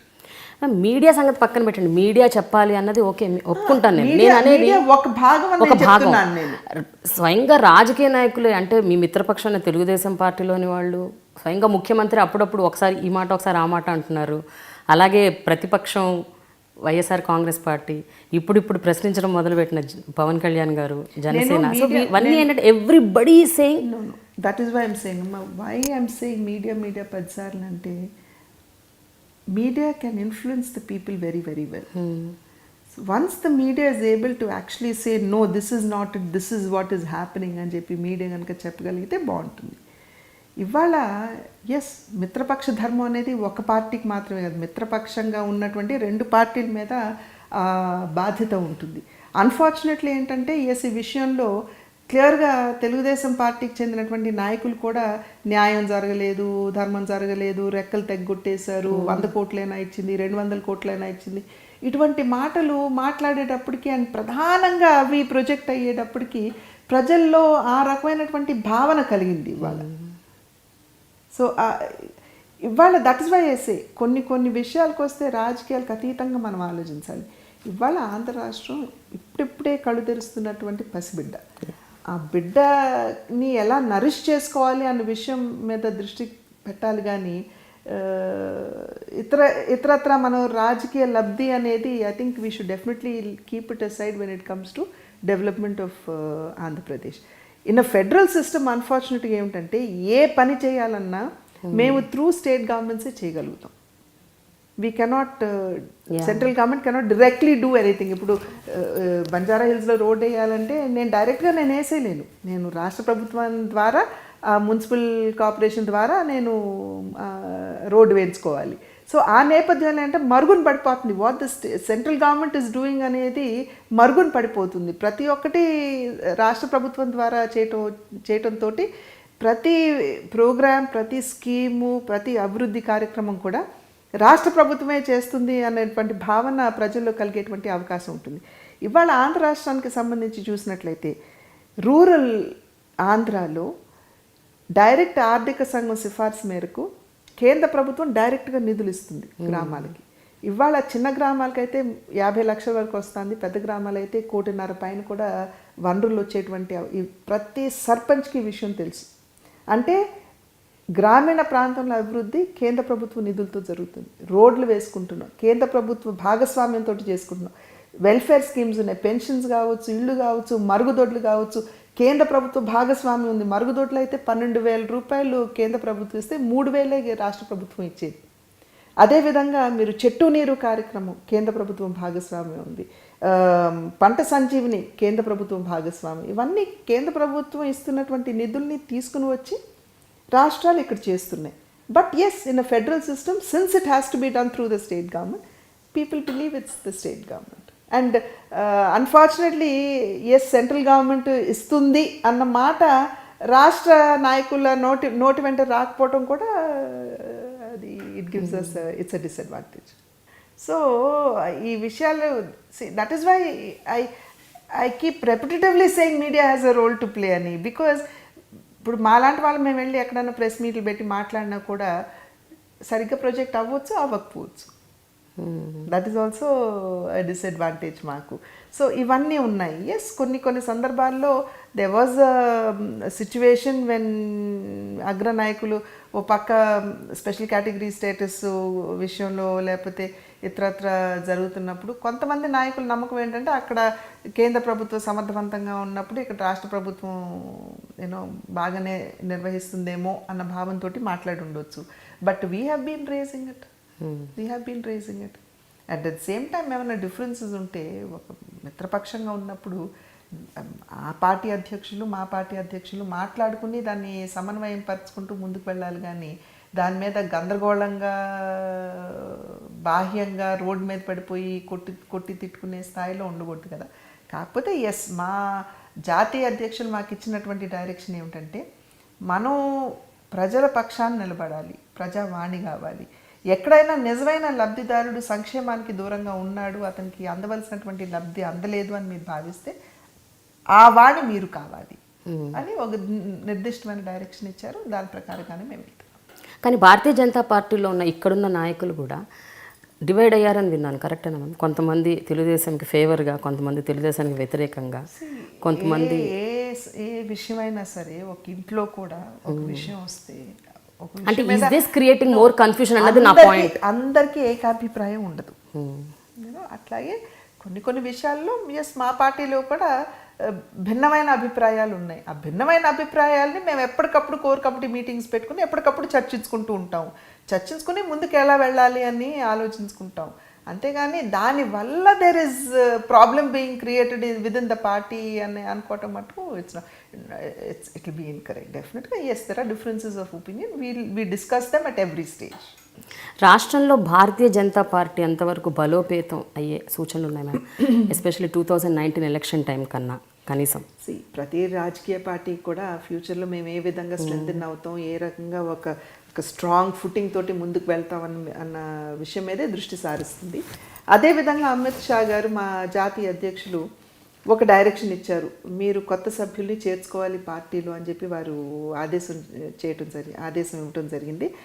ఆ ఆదేశం మేరకు in 2015 when we started the membership 16 and when we started the membership drive, మాకు అసలు ఎవరూ కూడా ఊహించలేదు ఇంత అనూహ్యమైన స్పందన వస్తుందని. 40 లక్షల మంది కొత్త సభ్యులు పార్టీలో చేరారు. ఓకే. ఓకే, బట్ ఈ 40 లక్షల మందిలో 25 లక్షల మందికి సంబంధించినటువంటి వివరాలన్నీ మా దగ్గర ఉన్నాయి. ఫోన్ నంబర్స్, అడ్రసెస్ ఇవన్నీ మా దగ్గర ఉన్నాయి. అమిత్ షా గారు ఏమన్నారు, తిరిగి వీళ్ళందరినీ కూడా మీరు కలవండి, పార్టీ విధానాలు చెప్పండి. Because Bharatiya Janata party was not a force until now we're growing. కాబట్టి మీరు వెళ్ళి అసలు పార్టీ యొక్క సిద్ధాంతం ఏమిటి, పార్టీ ఏం చేస్తుంది, ఇంకా రాబోయే కాలంలో ఏ విధంగా రాష్ట్రానికి కావచ్చు, దేశానికి కావచ్చు, అభివృద్ధి పథంలో నడిపించడానికి ఏం చేస్తుంది, ఈ విషయాలన్నీ కూడా వివరించి చెప్పమని అమిత్ షా గారు చెప్పడం జరిగింది. That is a difficult task to do because mobile numbers మారిపోతాయి, అడ్రస్లు మారిపోతూ ఉంటాయి. అట్ ద సేమ్ టైం వారు ఏమన్నారు, ఈ మధ్య కాలంలో booth committees are very important. సహజంగా 2014 అయినా కూడా గెలిస్తే గాలివాటంగా గెలిచిపోయారు, బీజేపీ గాలి ఉంది, నరేంద్ర మోడీ గారు హవా ఉంది, గెలిచిపోయారు అని అన్నారు. సో గాలివాటం అనేది ప్రతిసారి మనకు అనుకూలంగా ఉండదు. కాబట్టి సంస్థాగతంగా ఎప్పుడైతే మనం స్ట్రాంగ్గా ఉంటామో పార్టీకి ఫ్యూచర్ ఉంటుంది. కాబట్టి ఆ విషయాల మీద మీరు దృష్టి సారించండి, బూత్ స్థాయి నుండి కూడా పార్టీని మీరు స్ట్రెంథెన్ చేసుకుంటారండి అని చెప్పి ఆదేశం ఇవ్వటం జరిగింది. ఇప్పుడు పార్టీ దాని మీదే దృష్టి పెట్టింది. అండ్ డెఫినెట్గా భారతీయ జనతా పార్టీ లక్ష్యం కూడా 2019 సంవత్సరానికి ఒక బలీయమైన శక్తిగా భారతీయ జనతా పార్టీ ఎదగాలి. ప్రతి కార్యకర్త ఆకాంక్ష కూడా అది. ఆ దిశగా మేము ప్రయత్నం చేసినా ఆ పైన భగవంతుడు అనుగ్రహం. 2019లో సింగిల్గా పోటీ చేసే అవకాశాలు ఉన్నాయా మ్యామ్ భారతీయ జనతా పార్టీకి? లేకపోతే జనసేనను కూడా కలుపుకుంటారా? లేకపోతే మళ్ళీ సేమ్ ఇంతకు ముందులాగా మిత్రపక్షాలని కలుపుకుంటారా? రాజకీయాలు అనేవి they are very very dynamic. ఇప్పుడున్న పరిస్థితి రేపు ఉండదు, రేపు ఉన్నది ఎల్లుండి ఉండదు. సో 2019కి పరిస్థితి ఎలా ఉంటుందో మనకు తెలియదు. We will see. బట్ డెఫినెట్గా ప్రస్తుతం మా దృష్టల్లా how do we strengthen the party, how do we go forward. ప్రస్తుత రాజకీయ పరిస్థితిని కూడా ఒకసారి చూసుకుంటే మ్యామ్, సౌత్ రీజియన్లో కర్ణాటకలో తప్ప ఎక్కడ భారతీయ జనతా పార్టీ స్ట్రాంగ్గా లేదు. అలాగే మన బీహార్ ఎలక్షన్స్లో స్థానం కోల్పోయింది. ఉత్తరప్రదేశ్ ఎలక్షన్స్ ఎలా ఉంటాయో తెలియదు. And especially Uttar Pradesh and Bihar are decisive forces అంటారు జనరల్గా. సో ఉత్తరప్రదేశ్ కూడా అటు ఇటు అయిందనుకోండి, ఏంటి అంటే what is it that you are forcing? Still we will work towards strengthening the party because ultimately we want the party to be strong. So ప్రతి రాష్ట్రంలో ఉన్నటువంటి పరిస్థితులు ఇంకో రాష్ట్రానికి భిన్నంగా ఉంటాయి. ఇప్పుడు బీహార్లో ఓడిపోయావు, ఎలా ఓడిపోయావు? ఐడియలాజికల్గా అసలు ఎటువంటి యూనో కామనాలిటీ లేనటువంటి పార్టీస్ అన్నీ కలిసాయి అక్కడ. ఆర్జేడీ లాలూ ప్రసాద్ గారు, నితీష్ గారు, you know how the differences between them. Congress కలిసింది అక్కడ. సో దే వర్ ఫోర్సెస్ అక్కడ. సి ఒక very thin line. Why did the parties come together? What was their goal? To defeat BJP. But their goal or their focus was not on what do we do for the state. Bharatiya Janata పార్టీని ఓడించాలి కాబట్టి the Mahagathbandhan ఏదైతే ఉందో వాళ్ళందరూ they came together. ఇవాళ ఉత్తరప్రదేశ్లో కూడా అదే జరుగుతుంది. మోడీ గారు చెప్పారు, నీ తండ్రి మీద హత్యాయత్నం జరిగింది అని చెప్పి వారు చెప్పడం జరిగింది. Why did those two parties come together? Their goal is let us defeat BJP. So ultimately people decide. That is the beauty of democracy. And people, I sincerely hope a pariniti ganaka unnatlaithe they will definitely hope for a party or a government that will actually give them development. Because Uttar Pradesh manandariki telusu akkada unnatuvanti paristhitulu abhiruddhiki enta dooranlo undo manandariki తెలియనటువంటి విషయం కాదు. One of the largest states. And in fact that is acting as a drag on the growth of our country అని చాలామంది ఆర్థికవేత్తలు విశ్వసిస్తారు. Because అక్కడ ఉన్నటువంటి literacy కావచ్చు, పావర్టీ కావచ్చు, ఇవన్నీ కూడా కరప్షన్ కావచ్చు, ఇవన్నీ కూడా చాలా హైగా ఉండి ప్రాబబ్లీ అది లేకపోతే 10%గా ఉండేదేమో మన GDP growth. But we are 7.6 now and probably 7. So ఆ రకంగా ప్రజల్లో ఆ పరిణితి కూడా రావాలి. But democracy is very vibrant. But మీరు చెప్పండి మ్యామ్, మోడీ గారికి వ్యతిరేకంగా శక్తులన్నీ కలుస్తున్నాయని అనుకుంటున్నారు ఏమన్నా? మీకు ఏమైనా అటువంటి సూచనలు కనిపిస్తున్నాయా? అన్ని శక్తులు కలిసి మోడీ గారికి వ్యతిరేకంగా, బీజేపీకి వ్యతిరేకంగా బీహార్లో జరిగింది అదే కదమ్మా మరి. ఈవెన్ మిగతా చోట్ల కూడా, in future also. But that's a challenge that BJP will have to face. Demonetisation effect ఏమన్నా దీని మీద ఉందనుకుంటున్నారా మీరు? యూపీ ఎలక్షన్స్లో ఇంట్రెస్టింగ్గా నాయకులు ఖచ్చితంగా దాని గురించి మాట్లాడుతున్నారు.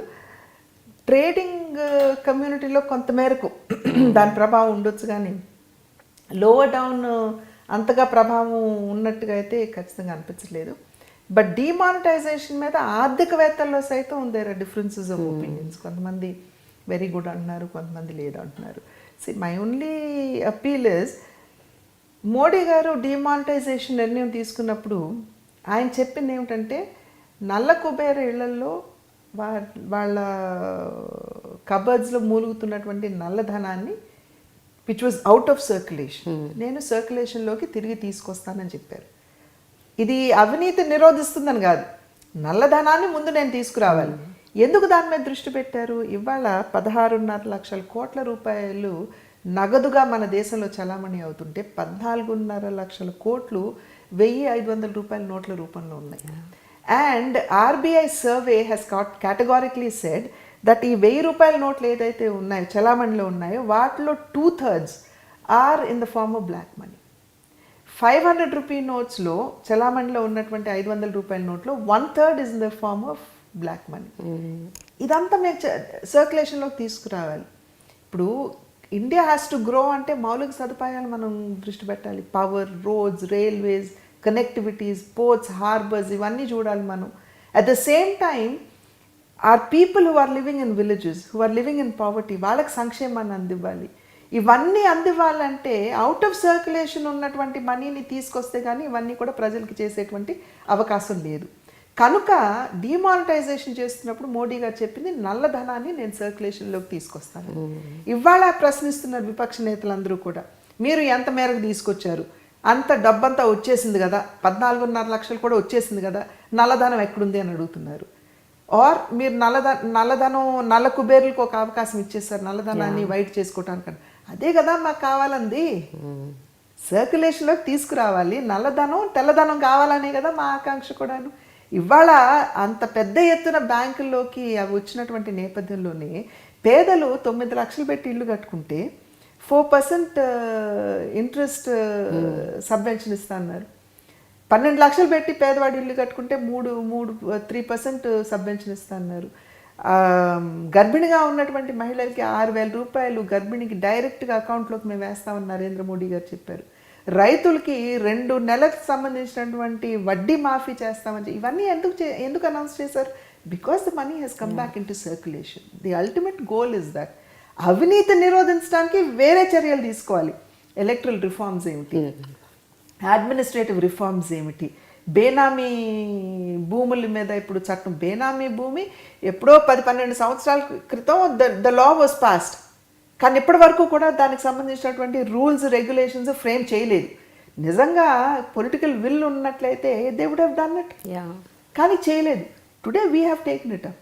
అదేవిధంగా బయట దేశాల్లో దాచుకున్నటువంటి నల్లధనం, సిట్ని ఆల్రెడీ 2011 సంవత్సరంలోనే సుప్రీంకోర్టు డైరెక్షన్ ఇచ్చింది అప్పుడు ప్రభుత్వానికి, మీరు ఒక స్పెషల్ టీమ్ని కాన్స్టిట్యూట్ చేయండి, ఏ మేరకు నల్లధనం ఉంది బయట ఎట్లా తీసుకురావాలి దాని మీద దృష్టి పెట్టండి. చేయలేదు. కానీ ఎన్డీఏ వచ్చిన తర్వాత వెంటనే సిట్ కాన్స్టిట్యూట్ చేశారు.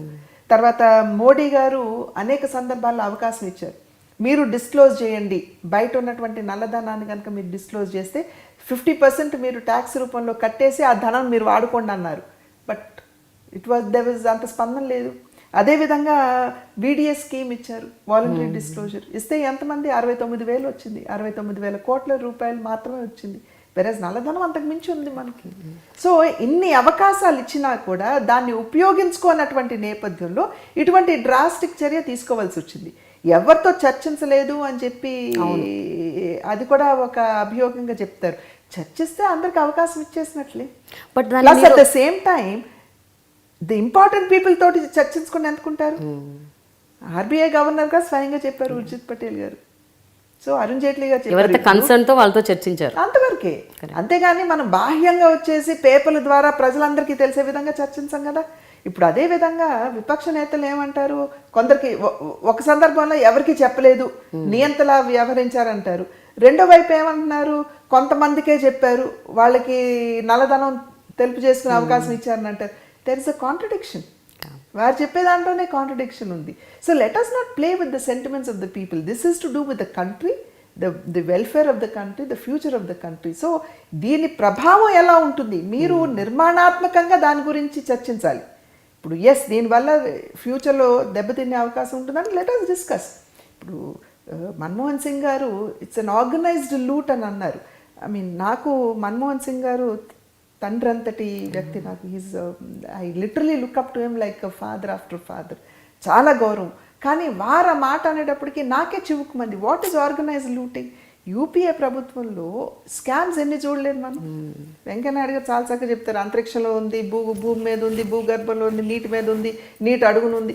ప్రతి విషయంలో ఏ కోణం నుండి తీసుకున్నా కూడా స్కామ్స్ జరిగి దాని మీద ఉపేక్షించిన తర్వాత ఆర్గనైజ్ లూటింగ్ ఏమిటండి? ఇవాళ దేశ భవిష్యత్తును దృష్టిలో పెట్టుకుని ఒక సాహసోపేతమైనటువంటి నిర్ణయం తీసుకున్నప్పుడు you should be able to say yes 4 years from today దీని యొక్క ప్రభావం ఇట్లా ఉండబోతుంది కాబట్టి అక్కడ మనం జాగ్రత్త చర్యలు ఏం తీసుకోవాలి. సో నిర్మాణాత్మకమైనటువంటి చర్చ జరగాలి, కానీ పార్లమెంట్ని జరగనివ్వకుండా విత్ పొలిటికల్ వెస్టెడ్ ఇంట్రెస్ట్. కానీ ఒక్క విషయం మేడం, మన్మోహన్ సింగ్ గారు కేవలం ఒక ప్రైమ్ మినిస్టర్ మాత్రం కదా, ఒకప్పుడు he was planning commission chairman. ఆయన గొప్ప ఆర్థికవేత్త, ఆయనకున్న నాలెడ్జ్ ఫినాన్షియల్ విషయస్ మీద చాలామంది కూడా లేదు. అలాంటి వ్యక్తి అలాంటి కామెంట్ చేశాడంటే అందులో నిజం లేకపోలేదు అని ఎవరు అనుకోరా? నేను అదే అంటున్నాను, నిర్మాణాత్మకంగా చెప్పండి. యా, దీని ప్రభావం ఎలా ఉండబోతుంది, షార్ట్ టర్మ్ ఎలాగుంటుంది, లాంగ్ టర్మ్ ఎలా. ఎస్, షార్ట్ టర్మ్లో అందరూ కూడా చెప్పేది మాట ఒకటి, 7.6% జీడిపి గ్రోత్ ఏదైతే ఉందో అది తగ్గిపోతుంది అని చెప్పారు. ఇప్పుడు ఏమని చెప్పారు, 2% ఉంటుంది, 3% ఉంటుంది అని చెప్తున్నారు. But you go to say we may not be 7.6 but we are 7.4. So అంత పెద్ద ఎత్తున అంత ఒక ఒక ఒక దేశ ఆర్థిక వ్యవస్థనే ప్రభావితం చేసేటువంటి నిర్ణయం తీసుకున్నప్పుడు ఇటువంటివి you have to expect. But జనరల్గా మేడం ఈ నిర్ణయం అనే కాదు, జనరల్గా కూడా ఎన్డీఏ అన్నది నామకే వాస్తే మొత్తం మోడీ గారి చేతుల్లోనే పగ్గాలు ఉంటాయి, ఏకీకృత నాయకత్వం అని అంటుంటారు. ఆయన he's the one who runs everything, runs the show.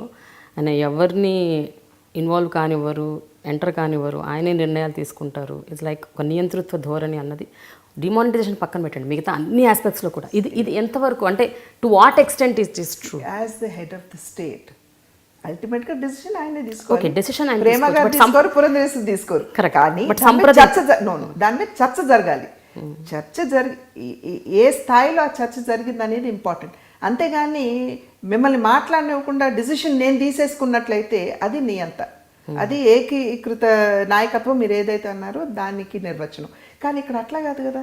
Cabinet meetings జరిగినప్పుడు నేను జావడేకర్ గారితో మాట్లాడాను, నేను ధర్మేంద్ర ప్రధాన్ గారితో మాట్లాడాను, పీయూష్ గోయల్ గారితో మాట్లాడాను. ప్రతి ఒక్కరు కూడా చెప్పేదే చాలా ఓపెన్గా చర్చించుకుంటాం మేము.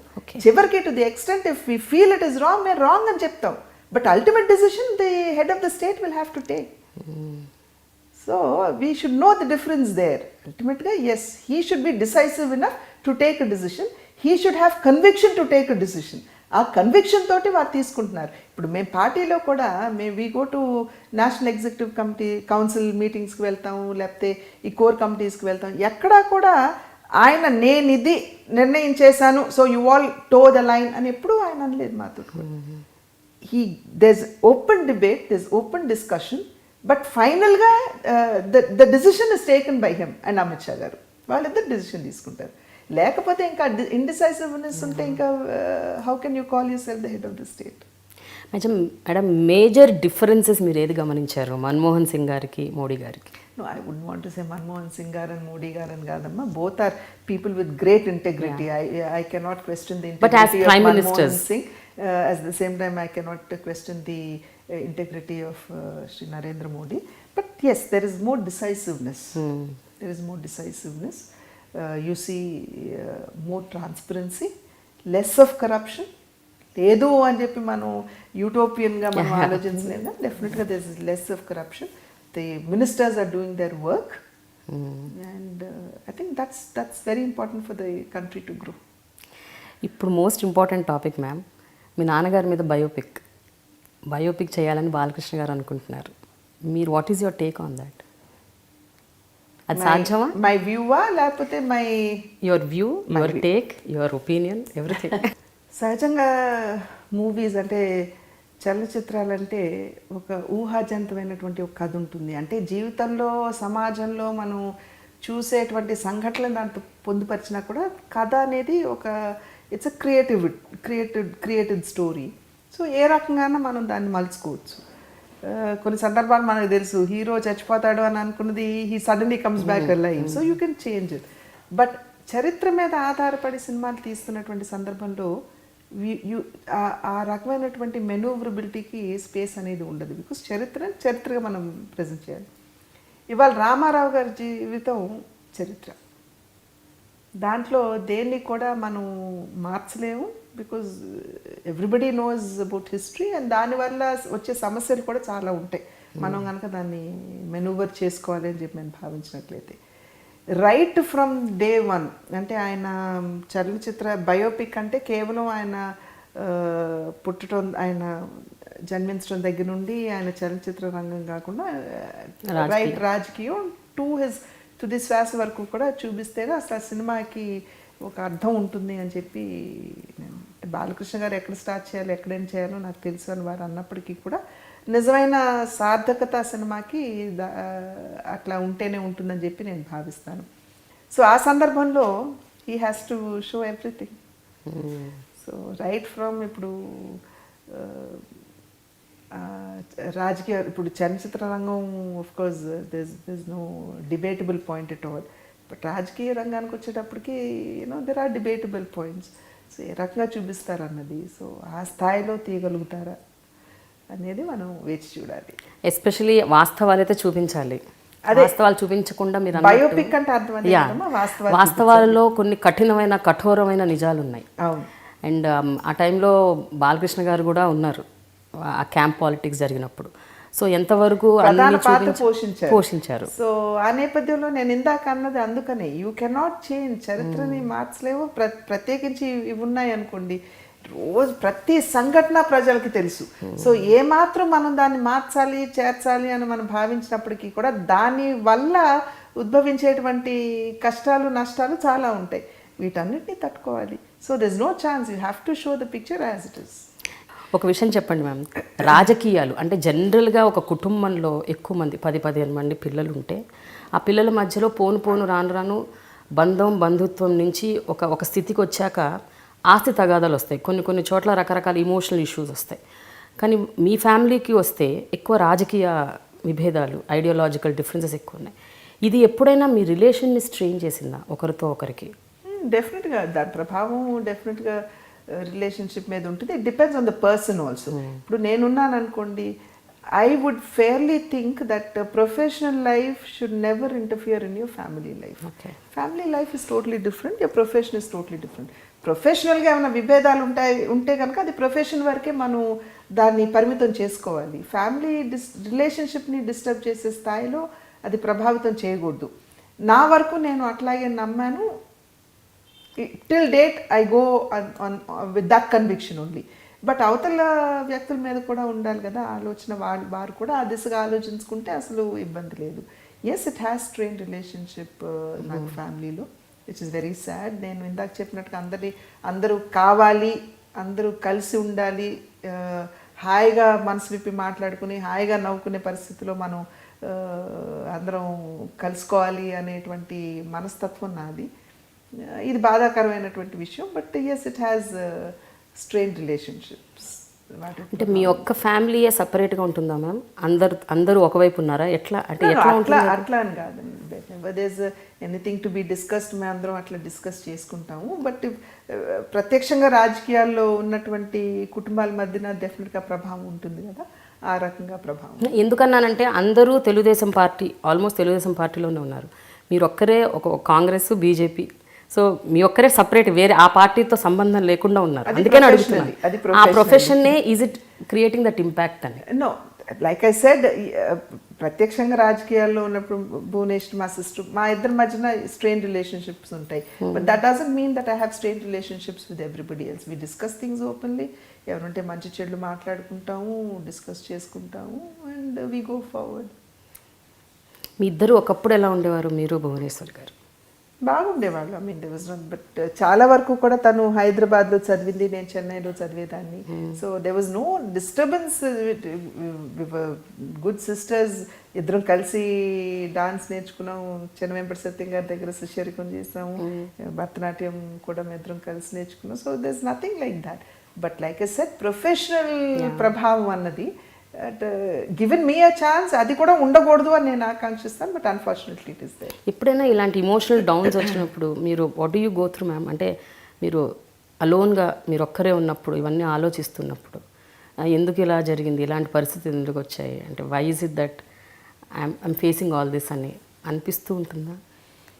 అప్పుడు ఫేర్ అండ్ స్క్వేర్లీ మనకు ఆలోచించే అవకాశం టైం లేదు Frank.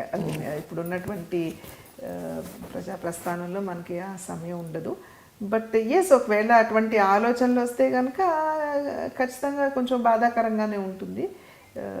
But like I said, there is something above human control which we call fate అంటానండి, డెస్టినీ అనండి. So we all go by that. లేకపోతే రామారావు గారు ఓడిపోతారని ఏమన్నా అనుకున్నారా? రామారావు గారు మరణం ఎంత బాధాకరంగా ఉంటుందని అనుకున్నారా? For a man of his stature. So how much are we in front of him? So I think that keeps me going.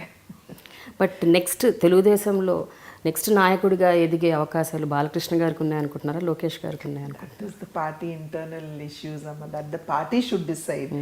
బయట నుండి మేము చెప్పలేం కదా, ఈయన ఆయన అని చెప్పే అవకాశం లేదు. పార్టీ అంతా డిసైడ్ చేస్తారు ఎవరు నెక్స్ట్ మ్యాంటిల్ ఎవరికి ఇవ్వాలి అన్నది. And it's party decision. ఇప్పుడున్న ఈ రెండు ప్రభుత్వాలు, ఆంధ్రప్రదేశ్ ప్రభుత్వం, తెలంగాణ ప్రభుత్వం, రెండు ప్రభుత్వాలని మీరు ఒక రాజకీయ నాయకురాలుగా, ఒక బీజేపీ నాయకురాలుగా మీరు అబ్జర్వ్ చేస్తూ ఉండొచ్చు. మీకేమనిపిస్తుంది 2.5 ఏళ్లలో ఈ రెండు ప్రభుత్వాలు చూసినప్పుడు? What you think, how efficient are there? చాలా వరకు కూడా మేము ఆంధ్ర రాష్ట్రం మీదే మా ఫోకస్ ఉంటుంది. You know, largely will be more concerned about what is happening there, how is the governance there, whether this welfare schemes are reaching the people or not. దాని మీదే మాకు దృష్టి ఉంటుంది. కాబట్టి ఇటువైపు దృష్టి కేంద్రీకరించడం అనేది అంత ఇంపార్టెన్స్ ఇవ్వమని కాదు, but time we don't give that much of time to this. But when I talk to the people here in Telangana, అదే ఇక్కడ ఉన్నటువంటి బంధువులతో, వల్ల there is a more decisive government అని చెప్పి అంటారు. బట్ అఫ్ కోర్స్ గవర్నమెంట్ పాలసీస్లో లోటుపాట్లు ఉండొచ్చు, ఇంప్లిమెంటేషన్లో తేడాలు ఉండొచ్చు. అవన్నీ పొలిటికల్గా ఎత్తి చూపడానికి లోకల్గా ఉన్నటువంటి పొలిటికల్ పార్టీస్ విల్ వర్క్. మీరు ఫ్యామిలీకి వచ్చే వరకు మీ మొత్తం బ్రదర్స్ అండ్ సిస్టర్స్లో మీరు ఎవరితో ఎక్కువ క్లోజ్గా మూవ్ అయ్యేవారు మ్యామ్? అంటే హూమ్ ఆర్ యూ, మీ బాండింగ్ ఎవరితో ఎక్కువ ఉండేది when you are young? When I was young. Yes. Frankly speaking, I think I'm close to everybody. Okay, but at the same time, yes, at different stages in your life, you know, have confidence and friends, whatever. It keeps changing in life. I was very close to Hari Krishna garu. మేమిద్దరం కూడా నెమ్మకూరులోనే కలిసి పెరిగాం. So ఒక రకంగా తిట్టుకునే వాళ్ళం, కొట్లాడుకునే వాళ్ళం కానీ, but at the same time the bonding was very close. Then yes, Mohan Krishna గారు చాలా క్లోజ్గా ఉండేవాళ్ళం. ఇన్ఫ్యాక్ట్ మోహన్ కృష్ణ గారు హైదరాబాద్లో చదువుతున్నటువంటి సందర్భంలో కూడా we use to keep talking regularly, writing letters to each other. ఒక రకంగా ఆయన చెన్నైకి వచ్చి నన్ను బుల్లీ చేసేవారు. ఆయన ప్రాక్టికల్ బుక్స్ ఏవైతుంటే అవన్నీ కూడా నా చేత రాయించేవారు, ఆయన చేసేవారు కాదు. So that is the kind of thing we had. Balakrishna is very close. Is more like a son to me laga.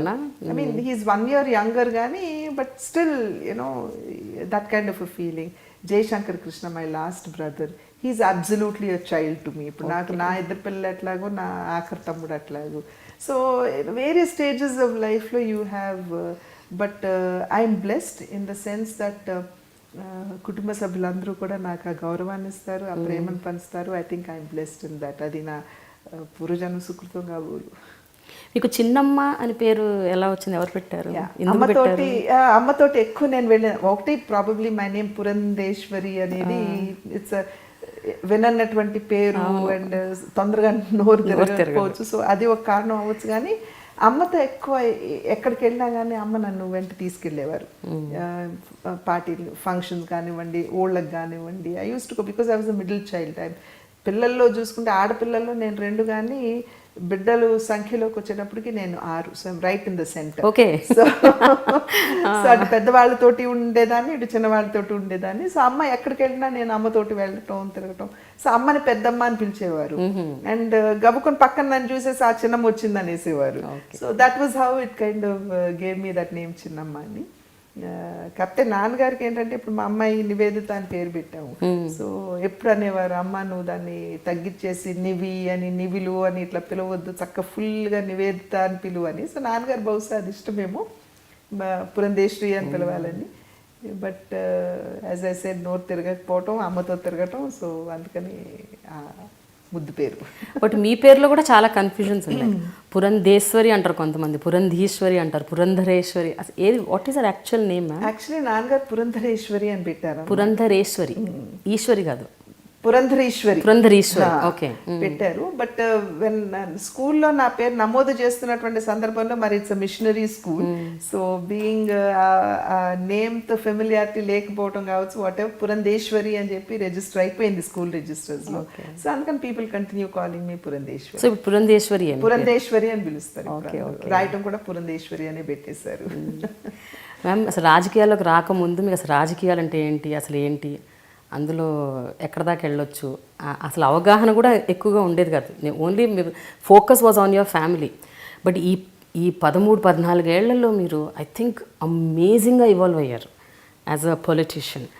And first time when you actually మీరు పార్లమెంట్లో స్టెప్ చేసినప్పుడు మొట్టమొదటి రోజు మీ ఆ అనుభవం ఏమైనా గుర్తుందా? How was it? It's an unforgettable moment because the highest house of democracyలోకి కాలు పెడుతున్నప్పుడు ఒక పవిత్రమైనటువంటి ఒక దేవాలయంలోకి వెళ్తున్నాను అనేటువంటి ఒక అనుభూతి.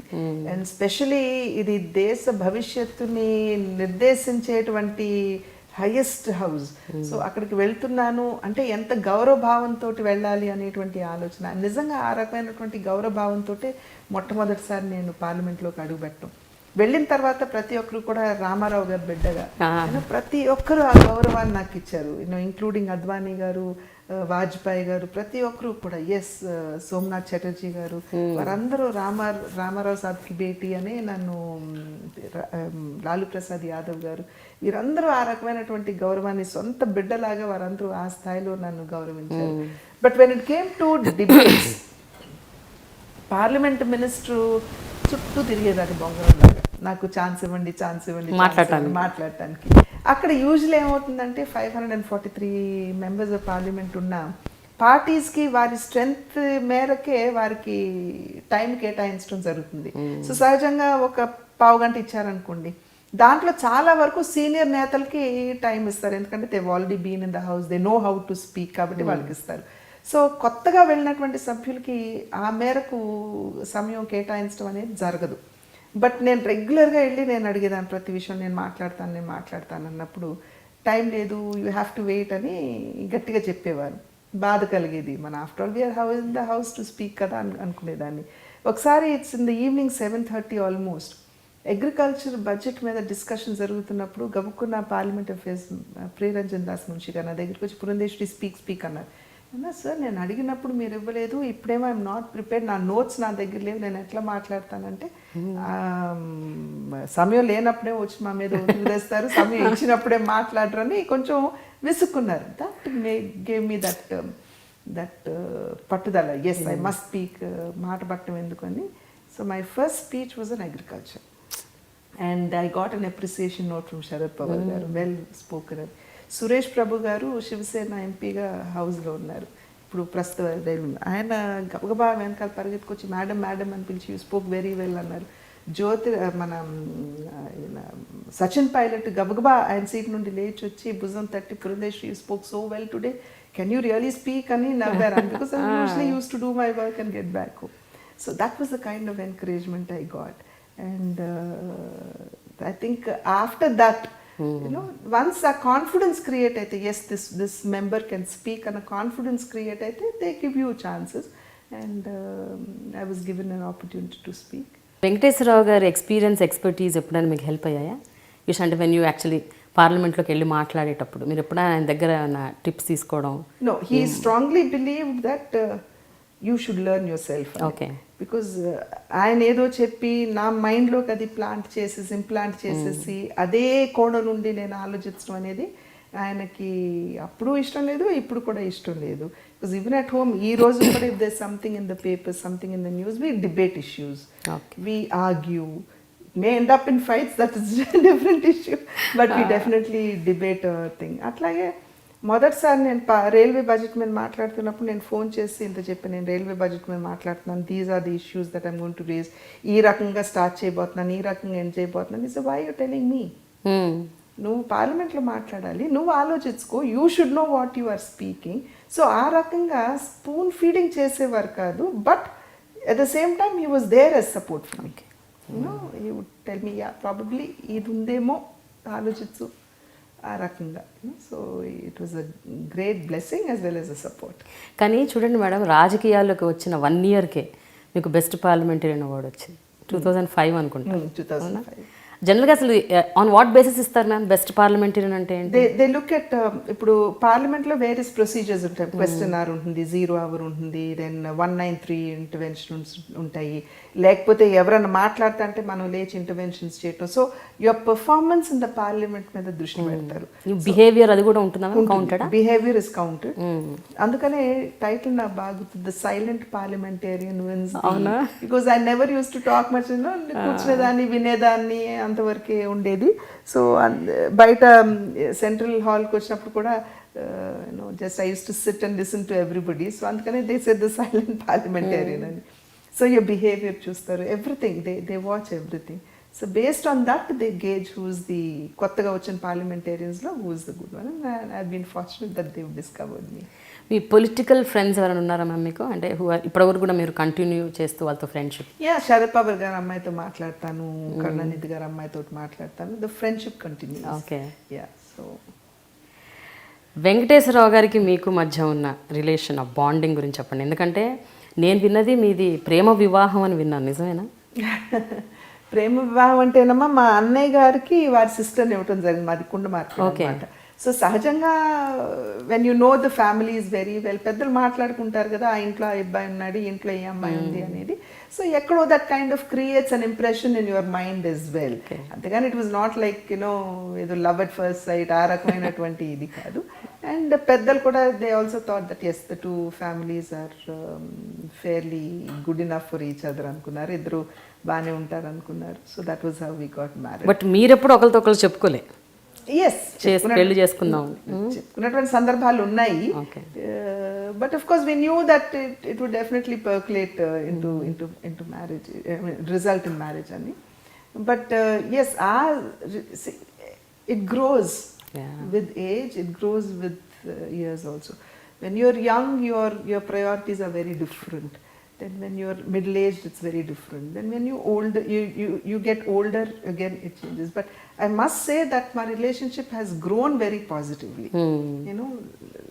What anukuntam pellain tarvata daniki bhinnanga you see situations around you. Then how do you handle it? Then when you come to a certain age, your children are there on the scene. So how do you handle your children and your family? So frankly speaking, it's a maturing process for a woman. Yeah. And there how the spouse supports you is very, very important. And I've been very fortunate in that sense. So like I said, even to this day we discuss things. There's nothing that can be hidden between the two of us.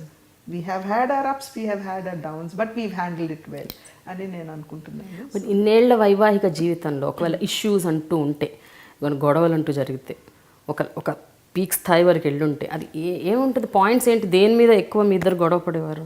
That is యూజువల్గా నార్మల్గా normal అంటే ఇంటికి కుటుంబానికి కపుల్కి తేడా ఉంటుంది కదమ్మా. It depends on what the women things, it depends on what the man things. ఇప్పుడు నన్ను అడుగుతున్నారు, వెంకటేశ్వరరావు గారు కూడా చాలా ఉండుండొచ్చు. అదే so it's very different from individual perspective.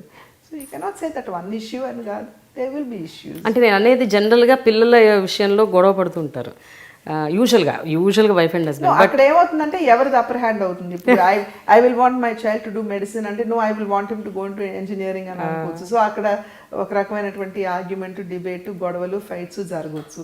But how many of us sit and think, what if he becomes a doctor, what if he becomes an engineer? That kind of a logical thing. ఇప్పుడు చాలా చక్కగా మా అమ్మగారు ఏం చెప్పేవారంటే, heated మూమెంట్స్లో కోపం వచ్చినప్పుడు, నీ కోపం రావచ్చు, బాబు కోపం రావచ్చు, డోంట్ ఆ హీట్లో ఉన్నప్పుడు, ఆ కోపంలో ఉన్నప్పుడు ఒకరినొకరు ఆర్గ్యూ చేసుకోవద్దనేవారు. ఇప్పుడు ఆయనకు చెప్పలేకపోవచ్చు, but my mother use to tell me, so ఒకవేళ బాబు కోపం వచ్చింది అనుకో, ఏదన్నా అన్నారనుకో, ఆ మినిట్కి నువ్వు ఊరుకో. వెన్ హీఈస్ మోర్ సేనర్, కొంచెం కోపం తగ్గి కొంచెం కామ్గా ఉన్నప్పుడు, అప్పుడు నువ్వు ఎక్స్ప్లెయిన్ చేయి, మీరు అప్పుడు ఆ మాట అన్నారు కానీ జరిగిన విషయం ఇది, సో అట్లా కాదు ఇట్లాగో నేను అనుకుని చేశాను అని చెప్పి నువ్వు చెప్తే he will receive it better అనేవారు. I followed it. I mean, I think parents also play a very important role in situations like that అని నాకు అనిపిస్తుంది. And unconsciously I've been telling my children also the same thing, you know. So ఆ రకంగా we should know how to handle, and fortunately we matured well over the ages. It's going stronger అని నేను అనుకుంటున్నాను. నాన్నగారి సినిమాలు అన్నీ చూసారమ్మా? చాలా వరకు దాదాపుగా చూసారు. చాలా. మీ ఫేవరెట్ ఏంటి? ఏమి ఇష్టం మీకు? ఏ సినిమాలు చాలా ఇష్టం? కృష్ణ పాండవ్యం నాకు చాలా ఇష్టం. బికాజ్ దాంట్లో అసలు ఫస్ట్ కృష్ణుడుగా ఆయన కనపడినప్పుడు అసలు ఆహార్యం కావచ్చు, ఆ మొహం కావచ్చు, అమేజింగ్లీ బ్యూటిఫుల్. అండ్ గుండమ్మ కథ చాలా ఇష్టం, ఇప్పటికి కూడా చూస్తాను నేను. మిస్ అమ్మ కథ, ఇవన్నీ దే క్లాసిక్స్. కన్యాశుల్కం అసలు దట్స్ టోటలీ డిఫరెంట్ ఫ్రమ్ నాన్నగారుస్ character, but he lived the character. అదేవిధంగా బడిపంతుల సినిమా ఉంటుంది నాన్నగారిది, ఒక ఏజ్డ్ స్కూల్ టీచర్గా. మరి ఆ కళ్ళజోడు పగిలిపోతే, ఆ పగిలిపోయిన కళ్ళజోడుని యూజ్ చేసుకుని he reads his wife's letter. It's amazing. I think his prowess is simply beyond comparison. And there so many movies. ఎలాంటి బంధం ఉండేది మ్యామ్ మీ అమ్మగారికి నాన్నగారికి మధ్య? మీ అమ్మగారు భయపడేవారు ఆయన అంటే, లేకపోతే ఎలా ఉండేది వాళ్ళిద్దరు? భయం లేదమ్మా, ఖచ్చితంగా భయం లేదు. లైక్ జనరల్గా ఆయన అంటే అందరూ భయపడుతుంటారని విన్నా. అది గౌరవంతో వచ్చేటువంటి రిజర్వేషన్, కానీ అది భయం అని చెప్పి నేను భావించను. ఇప్పుడు నాన్నగారు వస్తున్నారంటే మేమందరం కూడా ఇప్పుడు కాలు మీద కాలు వేసుకుని కూర్చుని గవ్వ కాలు దించుకుంటాం, అది భయం అని కాదు కదా, అది వారి పట్ల ఉన్నటువంటి గౌరవం. సో ఆ రకమైనటువంటి గౌరవం ఉండేది నాన్నగారు అంటే ఖచ్చితంగా. But at the same time ఆయన కూడా చాలా చక్కగా హ్యూమరస్గా అప్పుడప్పుడు సన్నగా జోకులు వేస్తా.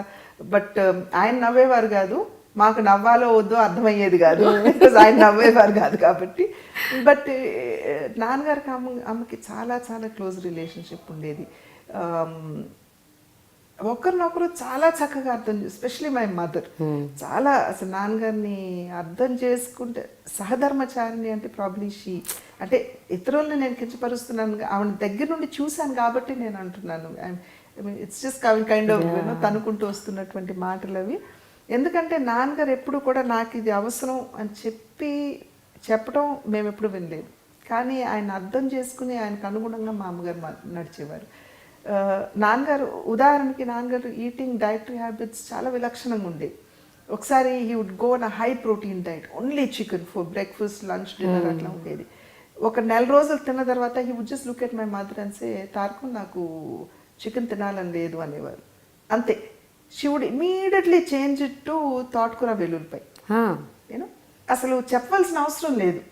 అలాగే ఆయన వస్తున్నారంటే ఇందాక చెప్పినట్టు గబగబా ఆయనకి రాతి చెంబులో నీళ్లు తాగటం అనమాట, రాతి చెంబులో నీళ్లు తీసుకెళ్ళడానికి అందివ్వటం. She was everything not only for my father, అసలు ఇంట్లో మా కుటుంబానికి binding factor is my mother.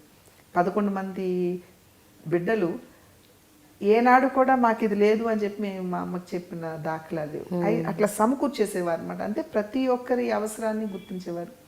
అదేవిధంగా బంధువులు వస్తే వాళ్ళకి ఏ రకంగా, చివరికి ఆవిడ చనిపోతూ కూడా ఇంకా రేపు చనిపోతాను డెలివరీ స్టేజ్లో ఉన్నప్పుడు మేమందరం హాస్పిటల్కి వెళ్ళి ఆవిడ దగ్గర కూర్చుంటే షీ వుడ్ సే, అందరేంటి ఇక్కడ ఉన్నారు, చుట్టాలు వస్తున్నారు ఇంటికి, ఉతికిన బెడ్షీట్స్ వేసారా లేదా, అప్పుడా లేపి పెట్టారా లేదా, దట్ వాజ్ హర్ థింకింగ్ అనమాట. So she was an amazing lady. చాలామందికి ఆవిడ గురించి తెలీదు, she was an amazing lady. నాకేమనిపిస్తుందంటే మీ mother is the most luckiest woman in the planet అనిపిస్తుంది. అంటే అంత అందమైన భర్తకి భార్య. ఎవ్రీబడి అంటే ఆ రోజుల్లో ఎన్టీ రామారావు గారు అంటే ఇస్ మోస్ట్ హ్యాండ్సమ్ పర్సన్. అంత మోస్ట్ హ్యాండ్సమ్ పర్సన్ వైఫ్గా ఉండటం అంటే అసలు అది సంథింగ్ విచ్ ఇస్ మా నాయనమ్మ గారు చాలా గర్వంగా చెప్పుకునేవారు, నాకు ఇద్దరు కొడుకులు, ఇద్దరు చాలా, మా చిన్నాన్నగారు కూడా చాలా అందంగా ఉంటారు. అయితే ఆవిడ అనేవారు, మాతోటి మా చిన్నతనంలో అనేవారు అనమాట, నేను సద్దన్నంలో గర్భిణిగా ఉన్నప్పుడు సద్దన్నంలో అంటే ఇంచుమించు నీరు కారి వాసన వచ్చేటువంటి అన్నంలో ఆవకాయ పచ్చడి కలుపుకుని తినాలని అప్పుడు అనిపించేది, క్రేవింగ్స్ ఉంటాయి కదా. సో అట్లా తిన్నాను కాబట్టి చాలా అందమైన పిల్లలు పుట్టారు, మీరు కూడా అట్లాగే తిని. మేము నవ్వేవాళ్ళు, అమ్మ అందం పక్కన పెట్టండి, పాచిపోయిన అన్నం మేము అట్లా తింటామని నవ్వేవాళ్ళు. అదేవిధంగా మా అమ్మగారు చెప్పేవారు, సహజంగా చంద్రకాంత పువ్వులతోటి భగవంతుడికి దేవుడికి పూజ చేయొద్దని పెద్దలు చెప్తారు, whatever be the scientific reason. కానీ మా అమ్మగారికి చంద్రకాంత పువ్వులు అంటే చాలా ఇష్టం. మా నిమ్మకూరులు కానివ్వండి, మెడ్రాస్లో ఇంట్లో కూడా అక్కడక్కడ చంద్రకాంత మొక్కలు పెట్టేవారు అనమాట, ఎందుకంటే she had love for that flower. So ఆ చంద్రకాంత పువ్వులతోటే మా అమ్మ పూజ చేసేవారంట తను చిన్నప్పుడు. అందుకని అంత అందమైన భర్త దొరికాడని చెప్పి అమ్మగారు కూడా చాలా మురిపంగా చెప్పుకునేవారు అనమాట. But definitely she's very lucky, because కేవలం ఆయన ఆహార్యం, ఆయన అందం అని మాత్రమే కాకుండా నైస్ పర్సన్, అందరి చేత నా అనిపించుకుని, అందరి చేత ప్రేమింపబడి, అందరి చేత ఇంత పెద్ద స్థాయిలో గౌరవాన్ని అందుకునేటువంటి వ్యక్తికి భార్య అనేది నిజంగా it's blessing for her and she's very lucky. మీరు కూడా అడపాదడపా ఒకటి అరా చంద్రకాంత పూలతో పూజ చేశారా ఏంటి? దగ్గుబాటి వెంకటేశ్వరరావు గారు కూడా అన్ఫార్చునేట్లీ ఆవిడ చెప్పినట్టు ఫాలో అవ్వలేదు కాబట్టి అంత అందం రాదు. బట్ యా, ఎందుకంటే when we were in our college మేము అనుకుంటున్నారు, అంతే పాలిటీషియన్స్లో కూడా ఇంత అందమైన పాలిటీషియన్స్ కూడా ఉంటారా, దిలీప్ వెంకసర్కర్ లాగా ఉన్నారే, ఇలా we use to talk and we were in college అనమాట. మా అమ్మగారి గురించి, అమ్మ నాన్నగారు అంత రంగు ఉండేవారు కాదు, చావంచాయ, బట్ షీ హ్యాడ్ వండర్ఫుల్, మంచి కళ, చాలా కళగా ఉండేవారు అనమాట అమ్మగారు. సో మా పెళ్ళి సెటిల్ అయిన తర్వాత అదే ఓకే అనుకున్న తర్వాత అమ్మ వెళ్ళి దగ్గర నుండి, అప్పటి వరకు వెంకటేశ్వర గారు ఇంటికి వచ్చేవారు, బికాజ్ వారి సిస్టర్ మా వదిన కాబట్టి ఇంటికి వచ్చేవారు, వెళ్ళేవారు, కానీ దగ్గర నుండి ఆ కోణం నుండి చూడరు కదా. ఇంటికి వచ్చినటువంటి సందర్భంలో అమ్మ దగ్గరగా వెళ్ళి పరిశీలించి చూసి తిరిగి వచ్చి నాతో చెప్పిన మాట ఏంటంటే, రంగు తక్కువగానే అందంగానే ఉన్నాడమ్మా. మీతో ఎప్పుడైనా ఎవరైనా వచ్చి చెప్పారా మ్యామ్, హీ రిజెంబుల్స్, ఇప్పుడు ఏం చెప్పినట్టు ఒక క్రికెట్ స్టార్ సర్కార్ అని ఇట్లా పోలికలతో చెప్పలేదు, కానీ yes is definitely good looking అని చాలా మంది ఇప్పుడు కూడా చెప్తూ ఉంటారు. కాకపోతే ఇప్పుడు you don't have that you know insecure, ఇది వరకు ఉన్నంతగా ఇప్పుడు మనం విల్ ఫీల్ హ్యాపీ నా. అప్పుడు ఉండేది కొంచెం లేదు, యాక్చువల్లీ మనిషి యొక్క యూనో నేచర్ని బట్టి ఆ insecurity, I don't have to feel insecure about Venkateswara Rao గారు ఎట్ ఆల్, బికాస్ ఆ రకమైనటువంటి ఆలోచన కానీ లేకపోతే క్యారెక్టర్ కానీ ఉన్న మనిషి కాదు. సో మేము అడుగు అడుగున ఆయన అలా కనిపెట్టుకుంటూ ఉన్నారు కాబట్టి మేబీ ఆయన చాలా ఒక వాక్యూమ్ క్రియేట్ అయింటుంది లైఫ్లో. మీకు ఒక విషయం చెప్పాను, that is why I don't find fault with his decision. We can debate his choice, but ఆయన డిసిషన్లో 2-3 సందర్భాల్లో వారు అంటే డెఫినెట్ ఆ వాక్యూమ్ ఫీల్ అయ్యే చెప్పారని నేను అనుకుంటాను. Even my mother use to tell us very often, husband లేకుండా భార్య జీవించగలదేమో కానీ భార్య లేకపోతే భర్త జీవించలేదు, because the man gets so dependent on the woman. Not only my mother, any husband.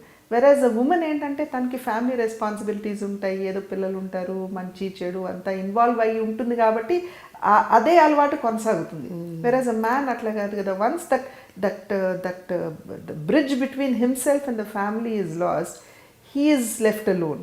So అందుకనే దట్ వ్యాక్యూమ్. సో అందుకనే I never found fault with him getting married, but yes we have other questions. తర్వాత యాక్టింగ్లోకి హరికృష్ణ గారు, బాలకృష్ణ గారు, ఇప్పుడు ఎన్టీఆర్ ముగ్గురు వచ్చారు.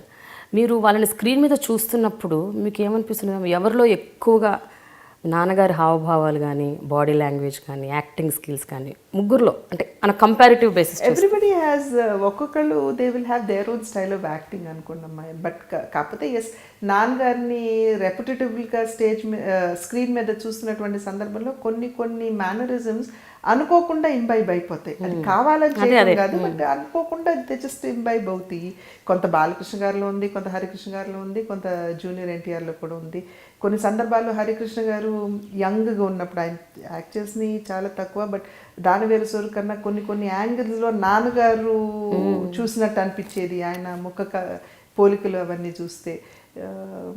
At the same time కొన్ని మేనరిజమ్స్ ఇప్పుడు శ్రీరామ రాజ్యంలో చూసినప్పుడు బాలకృష్ణ అట్లాగే అనిపించారు నాకు, రాముడుగా ఆయన యాక్టింగ్. కొన్ని సందర్భాల్లో జూనియర్ ఎన్టీఆర్ కూడా అట్లాగే అనిపిస్తారు. So everybody has their own thing, but yes ఆయన చూసినటువంటి సందర్భంలో కొన్ని మేనరిజమ్స్ అన్కాన్షియస్గా వీళ్ళందరిలో కూడా ఇంబైబ్ అయి ఉన్నాయి ఫ్రమ్ డిఫరెంట్ ఆస్పెక్ట్స్. పేర్లు కూడా భలే గమ్మత్తుగా చాలా గొప్పగా పెట్టారు పేర్లు మీ అందరికీ. అందరి పేర్లు మగవాళ్ళ పేర్లన్నీ కృష్ణతో ఎండ్ అవుతాయి, ఆడవాళ్ళ పేర్లు ఈశ్వరితో. అని what is that conscious effort? అంటే ఎందుకు మీరు ఎప్పుడైనా మీరు అడిగారా నాన్నగారిని అలా ఎందుకు పెట్టారు పేర్లన్నీ? అట్లా అడిగిన సందర్భం అయితే లేదమ్మా, బట్ చివరి మా పేర్ల వరకు ఎందుకు, మా పిల్లలకు కూడా ఇప్పుడు నా బిడ్డలకు వచ్చేటప్పటికి అమ్మ లేకపోవటం, కొంచెం నాన్నగారు బిజీగా ఉండటం వల్ల కుదరలేదేమో. కానీ ఇప్పుడు మా పెద్దన్నయ్య కూతురు పేరు కుముదిని, మా రెండో అన్నయ్య కూతురు, ఇద్దరు కూతుళ్ళు, వాళ్ళిద్దరి పేరు సీమంతిని, మనస్విని. తర్వాత మా మూడో అన్నయ్య హరికృష్ణ గారు అమ్మాయి పేరు వెంకటరామ అని మా నాయనమ్మ గారి పేరు పెట్టిన తర్వాత దాన్ని సుహాసిని అని మార్చారు. దెన్ మా బాలకృష్ణ కూతురు పేరు బ్రహ్మణి, తేజస్విని. మా ఆఖరి తమ్ముడు కూతురు పేరు ఈశాని. సో ఇట్లాగూ I mean he had a wonderful flair when it came for names అని నేను అనుకోవచ్చు. బట్ అఫ్ కోర్స్ సాడ్లీ ఎప్పుడు క్వశ్చన్ చేయలేదు ఎందుకు అని. కాకపోతే ఆయన నిత్య జీవితంలో కూడా శనివారాలు ఖచ్చితంగా వెంకటేశ్వర స్వామికి పూజ చేసేవారు, అండ్ సోమవారాలు ఖచ్చితంగా శివ పూజ చేసేవారు. You know two different very different angles you see they. So బహుశా బట్ అల్టిమేట్లీ మూఢత్వం అయితే ఎప్పుడూ లేదు నాన్నగారికి. ఇన్ఫ్యాక్ట్ నేనే నాన్నగారిని when I was about 10-12 years నేను ప్రశ్నించాను. 33 కోట్ల మంది దేవతలు అంటారు, 3 కోట్ల మంది దేవతలు అంటారు, ఎందరో దేవుళ్ళు అంటారు, ఏ భగవంతుడి మీద ఏ స్వరూపం మీద నేను విశ్వాసాన్ని నిలపాలి, పూజ చేయాలి అన్నప్పుడు ఆయన బ్యూటిఫుల్ ఆన్సర్ ఇచ్చారు. ఈ సైడ్ అమ్మ నువ్వు దేవుడు అని నన్ను అడగొద్దు, గోడ మీద నల్ల చుక్క పెట్టి అది దేవుడు అనుకుంటే అదే దేవుడు నీకు. ఆ చుక్క ముందు కూర్చుని అంతర్మథనం చేసుకుంటూ మంచి చెడు నీలో ఏమున్నాయి, ఏ మేరకు ఉన్నాయి గుర్తించి చెడుని మంచిని పెంచుకుంటూ నువ్వు చెడుని సరిదిద్దుకోవటానికి చేసే ప్రయత్నమే పూజ. So you don't have to do బాహ్యంగా నువ్వేదో రాముడు కృష్ణుడు అని నమ్మని అవసరం లేదు అని చెప్పారు. అసలు ఆధ్యాత్మికత అంటే అదే కదా ultimately. So I believe he's my ఆధ్యాత్మిక గురు ఇన్ దట్ సెన్స్. బికాస్ అనేక చిన్న సంఘటనలతోటి, చిన్న ఎగ్జాంపుల్స్ తోటి ఈ రకమైనటువంటి విలువల్ని మాకు అందించారు ఆయన. సో ఎంత ఆయన చాలా సాంప్రదాయం పద్ధతులు వాటికి పెద్దపీట వేసాక మూఢత్వం లేదు, ఛాందసత్వం లేదు, మనిషి ప్రోగ్రెసివ్గా ఉండేవారు. ఎప్పుడన్నా కోపం వచ్చేదా? కోపం వస్తే ఎలా ఉండేవారు? తిట్టేవారా, అరిచేవారా? అస్సలు ఆయన ఫేమస్ డైలాగ్, ఆయన కోపం వస్తే ఏం మనకి మతులు పోతున్నాయి అనేవారు. అక్కడ కూడా నీకు అని అనేవారు కదా, మనకి మతులు పోతున్నాయి అనేవారు. ఆయన ఆ మాట అన్నారంటే we use to die at 1000 deaths. ఎందుకంటే ఎప్పుడు అన్నని తిట్టనటువంటి వ్యక్తి ఆ రకంగా అన్నారంటే మేమేదో చాలా డ్రాస్టిక్గా తప్పు చేసాం, వెంటనే మేము సర్దుకునే వాళ్ళం అనమాట. సో మా మీద చేయి వేయటం కానీ, దెబ్బ వేయటం కానీ, లేదా మమ్మల్ని నోటుకొచ్చినట్టు తిట్టడం కానీ ఎప్పుడు లేదు. కానీ మీతో చాలా క్లోజ్గా ఉండేవారంట విన్నాను నేను. ఎక్కువ మీతో కొంచెం బాండింగ్ ఎక్కువ, మీతో కొంచెం అట్లీస్ట్ ఒక డిస్కషన్ చేసేవారు. I don't know whether he did it with others or not, because మేము really we didn't share notes on that. కానీ అనేక సందర్భాల్లో when I hear from my siblings ఖచ్చితంగా నాతో కొంతమేరకు డిస్కషన్ అనేది చేసేవారు అనేది నాకు ఖచ్చితంగా అనిపిస్తుంది. ఎప్పుడైనా క్వశ్చన్ చేసేవారా ఆయన ఆలోచనలు కానీ, ఆయన ఒపీనియన్స్ని కానీ, ఆయన పద్ధతులు కానీ? మీరు ఎప్పుడైనా క్వశ్చన్ చేసి అదొక డిబేట్కి దారి తీయటం అలా మూవీస్లో ఉన్నప్పుడు అసలు అవకాశమే లేదు, ఎందుకంటే ప్రొఫెషన్ కానీ వెళ్ళేవారు కాబట్టి. కాకపోతే సినిమాలు చూసి వచ్చి చిచి బాగాలేదంటే కోపం వచ్చేది నాకు. చీ బాగాలేదు అన్న మాట అనొద్దు, బాగోలేకపోతే ఆయన ఎందుకు తీస్తాడు ప్రొడ్యూసరు, ఇంత మనీ, ఇంత ఎనర్జీ, ఇంత టైం ఇన్వెస్ట్ చేశారు, నాకు నచ్చలేదు అని చెప్పి అది వేరే విషయం, కానీ చిచి బాగాలేదు అని మటుకు అనొద్దు అని చెప్పి అనేవారు. సో ఆ రకంగా he use to take the debate. రాజకీయాల్లోకి వచ్చిన తర్వాత ఒక రకంగా చెప్పాలంటే నాకు ఆ రాజకీయ పరిణితి తక్కువ. సో ఇట్లా ఇట్లా అంటున్నారు నాన్న, అట్లా జరుగుతాను నాన్న, ఇట్లా డిస్కషన్ నాన్న, ఎవరైనా మా దగ్గర చెప్తే, అప్పుడు చాలా వరకు ఇంటికే పరిమితం అయ్యాం కాబట్టి అది కూడా తక్కువే ఉండేది, పేపర్స్లో చూడటం ఏదన్నా అంతవరకేను. సో అది మాత్రం వెళ్ళి వారు చెప్తే తల ఊపేవారు. వారి భాష, భావ వ్యక్తీకరణ కూడా చాలా వైవిధ్యంగా విభిన్నంగా ఉండేది. సినిమాల్లో అయితే మనం ఎలా చూసామో నిజ జీవితంలో కూడా ఆయన ఎవరితో మాట్లాడుతున్నప్పుడు ఆ గౌరవప్రదంగా మాట్లాడటం, ఆయన యూజ్ చేసే టర్మినాలజీ, ప్రతి పదం చాలా, అంటే ప్రతి ఒక్క ఈవెన్ చిన్నపిల్లలకు కూడా ఆయనకంటే 15, 20, 30 ఏళ్ళు చిన్న అయినా కూడా వాళ్ళ గౌరవంగా మీరు అని మాట్లాడతారు. సో అది అంటే అది ఎప్పుడైనా మీరు అబ్జర్వ్ చేశారా? అంటే మేము అఫ్కోర్స్ మీరు ఇంట్లో ఉన్నారు, మీరు అబ్జర్వ్ చేస్తారు, but what is it that you derive out of it అండి? నో, తప్పకుండా ఏమిటంటే అక్కడ వారి పెద్దనాన్న ఇన్ఫ్లుయెన్స్ చాలా ఉందని నేను అనుకుంటాను. మా పెద్ద తాతగారు. ఓకే. మా నాయనమ్మ was very young when she had మా నాన్నగారు పుట్టినప్పుడు. సో ఆవిడ అక్కగారు who was almost 13-14 years older to her, ఆవిడ ఒక రకంగా మా నాన్నగారిని పెంచారు. ఆవిడ భర్త శోకుల రావయ్య గారు అనేవారు మా ఊళ్ళో. ఆయన భాషకి చాలా ప్రాధాన్యత ఇచ్చేవారు. ఓకే. సో రామాయణం, మహాభారతం గ్రంథాలు ఇవన్నీ కూడా నాన్నగారికి పరిచయం అయ్యాయి అంటే ఆయన ద్వారానే, ఆయన వల్లనే అయ్యాయి. ఎక్కడైనా ఉచ్చారణ తప్పు వచ్చిందంటే బెత్తం పట్టుకుని కొట్టేవారు అంట నాన్నగారు. సో ఉచ్చారణకి అంత పెద్ద పీట వేసేవారు అనమాట. సో అది అలవాటైంది. నెక్స్ట్ నాన్నగారు నాటకాలు వేసేవారు స్టేజ్ మీద నుండి. వెన్ యువర్ యాక్టింగ్, ఆ రోజుల్లో గ్రాంథికమే కదా మా భాష, అప్పుడు ఈ రకంగా మనం రోజువారీ మాట్లాడుకునే మాటలే. సో ఆ ఇన్ఫ్లుయెన్స్ కూడా ఉందేమో ఆయన మీద. సో ఆ రకంగా గ్రాంథికంగా మాట్లాడటం అనేది, ఆ హావభావాలు అవన్నీ కూడా అక్కడ నుండి వచ్చాయి అనేది నేను నమ్ముతాను. But at the same time yes, he believed that every person needs to be respected. ప్రతిసారి అనేవారు every dog will have its day అని. ఇంగ్లీష్లో ఒక నానుడు ఉంది. సో మనం గుర్తుంచుకోవాలి, ప్రతి వాళ్ళని గౌరవించడం మనం గుర్తుంచుకోవాలి. ఇవాళ మన పైన ఉండొచ్చు, రేపు మన పరిస్థితి ఏమిటో మనకు తెలియదు కదా అని అనేవారు. ఇంట్లో డ్రైవరు మమ్మల్ని స్కూల్కి తీసుకెళ్ళి ఇంటికి తీసుకొచ్చి దించిన తర్వాత, ఆయన పేరు కృష్ణ, ఇప్పుడు లేడు ఆయన, ఆయనకి థ్యాంక్స్ చెప్పావా అనేవారు. సరే మేము ఆటకేతనంగా అటు చూసి ఇటు చూసి కృష్ణ థ్యాంక్ యూ అంటే కాదు, కళ్ళల్లోకి చూసి థ్యాంక్ యూ కృష్ణ అని పేరుతో చెప్పమనేవారు. So he was teaching us all of that అనమాట. సో ఆయన, that is why I feel ప్రతి ఒక్కరికి ఇవాళ కూడా మేము బయట ఎక్కడన్నా కనపడినప్పుడు వాళ్ళు బాగానే మాట్లాడతారు, మర్యాదగానే ఉంటారంటే ఇట్స్ బికాజ్ ఆఫ్ అమ్మ నాన్నగారు పెంపకం వాళ్ళని అని చెప్పి నేను భావిస్తాను. ఇవన్నీ కూడా what weave learn from him. And డెఫినెట్గా నేను ఇందాక అన్నట్టుగా వారి బాల్యంలో వారి పెద్దనాన్నగారి ఇన్ఫ్లుయెన్స్, ఈ నాటకాల్లో వారు చేసినటువంటి సందర్భంలో ఆ ఎక్స్పీరియన్స్, ఇవన్నీ కూడా must have added to it. ఎప్పుడన్నా మీకు అనిపిస్తుంటుందా మేడం, అంటే ఇన్ని విలువలు మీకు ఆయన ఇచ్చారు, ఇంత ఎథికల్గా ఉండాలని, ఈ రకంగా సంస్కారం ఇవన్నీ నేర్పారు, ఇంత నేర్పిన నా పిల్లలే నాతో ఇలా వ్యవహరించారే అని ఆఖరాకనే ఏమన్నా మదనపడి ఉంటారా?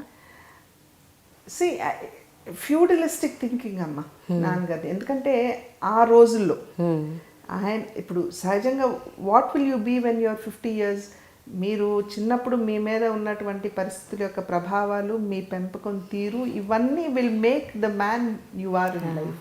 అట్లాగే నాన్నగారికి కూడా చిన్నతనం నుండి ఆ ఫ్యూడల్గా కొంచెం మెన్ ఆ రకమైనటువంటి దాంట్లో పెరిగినటువంటి మనిషి. సో డెఫినెట్గా ఆ ఇన్ఫ్లుయెన్స్ ఉండాలి చాలా వరకు. ఒకరి మీద ఆధారపడి జీవించడం అనేది ఆయనకు అసలు జీవితంలో అలవాట్లేదు.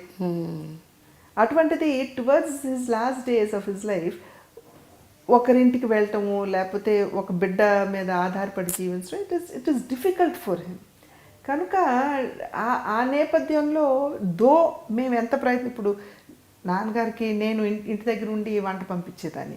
ఆయనకి ఇష్టమైనట్టుగా తోటకూర వెల్లుల్లిపాయని, వంకాయ వెల్లుల్లిపాయని, తండూరి చికెన్ చేసి పంపించిన 1-6 ముక్క తినేవారుగా నా క్యారేజ్ అట్లాగే పంపించేవారు.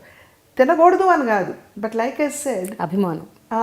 ఆడపిల్ల ఇంట్లో ఏంటి నేను తినేది, దట్ థింకింగ్, అది డెఫినెట్గా was there in him. And probably yes, డెఫినెట్గా he would have felt bad during that viceroy episode కానివ్వండి, ఆయన జీవితంలో జరిగినటువంటి సంఘటన లాస్ట్లో నాకు ఇది అవసరమా అని ఖచ్చితంగా భావించి ఉంటారని నేను అనుకుంటాను. మనసు విప్పి చెప్పకపోయినా ఆయన మనసులో ఆ భావన, ఆ కష్టం ఖచ్చితంగా ఉండాలి. మీరు కూడా అంటే మీ అక్క చెల్లెలు అన్నదమ్ములతో మీరు ఎంతో సహృద్భావంతో ఉండేవారు. అందరూ అంటే తల్లో నాలుక జనరల్గా అంటుంటారు, పురంధేశ్వరి అంటే మిడిల్ మధ్యలో ఉన్నారు కాబట్టి అటు ఇటుగా చాలా మంచిగా అందరితో బ్యాలెన్స్డ్గా ఉండేవారని. ఎప్పుడైనా మీకు అనిపిస్తుంటుందా? అంటే ఈ మధ్యకాలంలో I did so much for few of my brothers and sisters, but నాకు అక్నాలెడ్జ్మెంట్ రాలేదు. అక్నాలెడ్జ్మెంట్ అంటే అట్లీస్ట్ థ్యాంక్స్ అంటే something like I don't expect anything from anybody.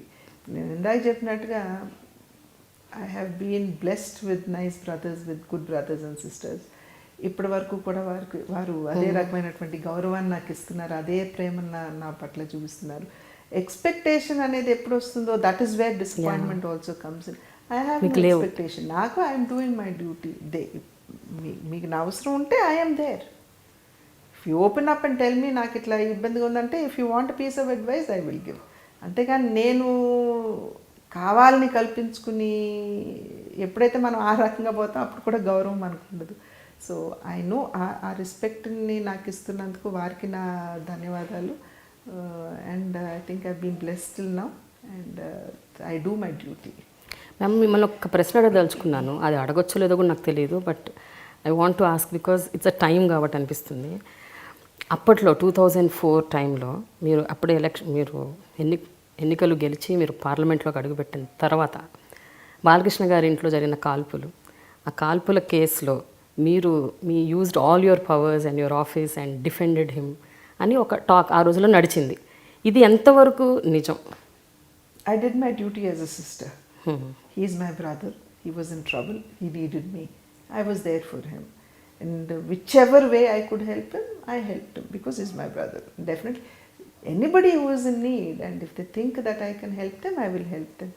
And so I lived up to my responsibility. I tried to live up to my responsibility అని నేను అనుకుంటున్నాను. అది ఇప్పుడు మీకు ఆ ఎపిసోడ్ అంతా ఆలోచిస్తే ఏమనిపిస్తుంది? అంటే మీరు రైట్ చేశారనుకుంటున్నారా, రాంగ్ చేశారనుకుంటున్నారా? యాజ్ అ కాన్షియస్ మీకు ఏమనిపిస్తుంది? No, as a sister, I did what was required, what was essential. So there's no question of feeling bad or repenting for what I did. I know that I have fulfilled my duty, and that is important to me.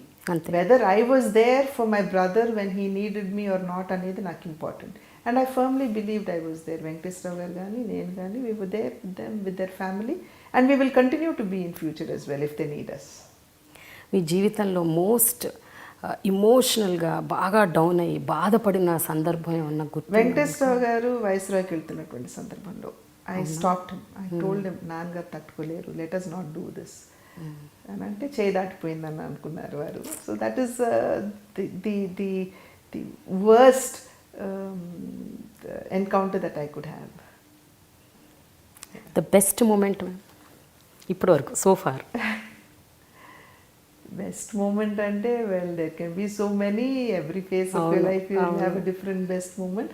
But I thank God for having blessed me with a nice life, with beautiful people around me who have supported me all through my life. మహనీయులైనటువంటి తల్లిదండ్రులు, మంచి భర్త, చక్కటి పిల్లలు who have values. That is more important to me. పిల్లలు చక్కగా ఉన్నారంటే బాహ్యంగా చక్కగా ఉండొచ్చు కానీ బట్ వాల్యూస్ అనేది పిల్లల్లో ఉండాలి. ఇవాళ I feel very proud of them when I see them. My daughter, my సన్లో కానివ్వండి, మై డాటర్లో కానివ్వండి, వాళ్ళు చాలా సపోర్టివ్గా ఉంటారు. I have 2 beautiful grandchildren. I have wonderful sisters and wonderful brothers. What more can I ask? I have a content life. మీలో చాలా పాజిటివ్ యాటిట్యూడ్ ఉంది, very very positive. That's always good కదమ్మా, మంచిదే కదా. దానికి కారణం ఒకటి నేను అనుకుంటాను, చెప్పనా? మీకు కళలు అంటే చాలా ఇష్టం. Very artistic. అవునా? మీరు కూచిపూడి నేర్చుకున్నారు, ఈ మధ్యకాలంలో సితార నేర్చుకుంటున్నారని విన్నాను ఒక 2-3 నెలలుగా. అవును అవును. మీకు ఎక్కడ టైం దొరుకుతుంది ఇవన్నీ చేయడానికి? టైం దొరికినప్పుడే. ఇన్ఫాక్ట్ వెంకటేశ్వరరావు గారు స్టార్ట్ చేశారమ్మా సితారు నేర్చుకోవాలని. ఆలోచనతోటి. సో వారితో పాటు నేను ఊరినే 1-2 క్లాసులను కూర్చున్నాను. సో టైం దొరికినప్పుడు I continue with him. So it's a healthy competition between us who will play better అనేది, which is actually helping us to progress positively. Yes, నాట్యంలో నాకు ఇష్టం ఉంది అని నాన్నగారు గుర్తించి, నేను అడగల. That's another wonderful thing. నాన్నగారు గుర్తించి he put me under one of the greatest gurus Vempati Chinna Satyam garu. అది కూడా భగవంతుడి అనుగ్రహం ఉంటేనే మంచి గురువులు కూడా దొరుకుతారని చెప్పి పెద్దలు అంటారు. సో అటువంటి ఒక మంచి గురువు కింద శిష్యరికం చేసేటువంటి అవకాశం, భరతనాట్యం నేర్చుకున్నాము. సో బాధ ఏమిటంటే పాడలేకపోతున్నానండి. Though I would love to sing, ఆ వాయిస్ లేదు. సో బట్ మీరు పర్ఫార్మెన్సెస్ ఎందుకు ఇవ్వలేదు నాట్యం ఇన్నేళ్ళు నేర్చుకుని? నాన్నగారికి ఆ వైపు దృష్టి లేదనుకోండి. నేను I learned it because I had a passion for it. And నాకు ఆ మక్కువ ఉంది, ఆ నేర్చుకోవాలనేటువంటి ఇది ఉంది కాబట్టి నాన్నగారు ఆ రకంగా ప్రోత్సహించారు. కానీ ఎప్పుడు కూడా అరంగేయటం కూడా ఎంతవరకు చేయటం కానీ అన్యాయం మేడం. వెంకటేశ్వరరావు గారు అయినా మీకు చెప్పాల్సింది చేయమని. అప్పుడు వారు బిజీగా ఉన్నారు కదా, he came off into politics ఇంకా. So but otherwise yes, I thank god. I mean అది కూడా భగవంతుడి అనుగ్రహమే కదా, ఈ మాత్రమైనా కళలు అబ్బని అంటే.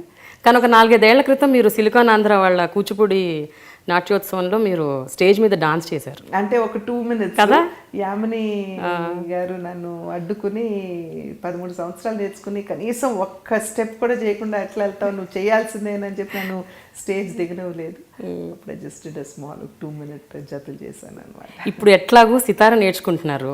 ఎప్పుడన్నా భవిష్యత్తులో స్టేజ్ మీద ఒక అంటే అరంగేట్రం లాంటిది ఒకసారి చేస్తే బాగుంటుందేమో అని మాకు చూడాలని ఉంది మిమ్మల్ని ఒకసారి ఆ రకంగా. Thank you but let us see if ఆ స్థాయికి నేను రావాలి కదా. సితార్ I don't think it's so easy to reach that level. But ఇందాక అన్నట్టుగా భగవంతుడి అనుగ్రహం ఉంటే చూద్దాం. మేడం, నాన్నగారు కూడా నర్తనశాల టైంలో కూచిపూడి నేర్చుకున్నారట కదా, అవునా? ఆ సినిమా టైంలో బికాస్ బృహన్నలుగా ఆయన మరి నాట్యాచారుడిగా వెళ్తారు కదా. సో అందుకని ఆ సందర్భంలో నాన్నగారు, నేను, చెల్లి భువనేశ్వరి, మేము ముగ్గురం కూడా అప్పటి వరకు డాన్స్ క్లాస్కి వెళ్ళేవాళ్ళం, మాస్టర్ గారి కూచిపూడి ఆర్ట్ అకాడమీకి వెళ్ళేవాళ్ళం. కానీ నాన్నగారు నేర్చుకోవాలి కాబట్టి పొద్దున్నే 4:30కి మాస్టర్ గారు ఇంటికి వచ్చేవారు. సో దట్ షార్ట్ స్టింట్ మేము ముగ్గురం నేర్చుకునేవాళ్ళం అనమాట నాన్నగారితో. ఈ జెమాలజీ ఏంటి అసలు? ఇంట్రెస్ట్ ఎప్పటి నుంచి వచ్చింది మీకు? ఈ ఇంట్రెస్ట్ ఎప్పటి నుంచి వచ్చింది? యాక్చువల్లీ దట్ వాజ్ నేను కొంచెం అప్పుడు ఎమోషనలీ డిప్రెస్డ్ పీరియడ్. నాన్నగారు పోవటం, the commotion and the political scenario, కొంచెం మెంటల్గా నేను కాస్త డౌన్గా ఉన్నటువంటి సందర్భంలో నాకు మంచి మిత్రుడు మా కుటుంబానికి, హీ ఇంట్రడ్యూస్డ్ మీ రత్నశాస్త్రానికి. రత్నశాస్త్రం అంటే ఏదో కొత్తగా మనం కనుగొన్నటువంటి ఫీల్డ్ ఏం కాదు కదమ్మా, మనకి ఎప్పుడు ఉంది. కాకపోతే పరిచయం ప్రవేశం అనేది బాగా తగ్గింది ఈ మధ్యకాలంలో. సో దాన్ని ఒక సైంటిఫిక్ కోణం నుండి అసెస్ చేయటం జెమ్ స్టోన్స్ని. సో ఆ ఫీల్డ్కి ఆయన ఇంట్రడ్యూస్ చేశారు.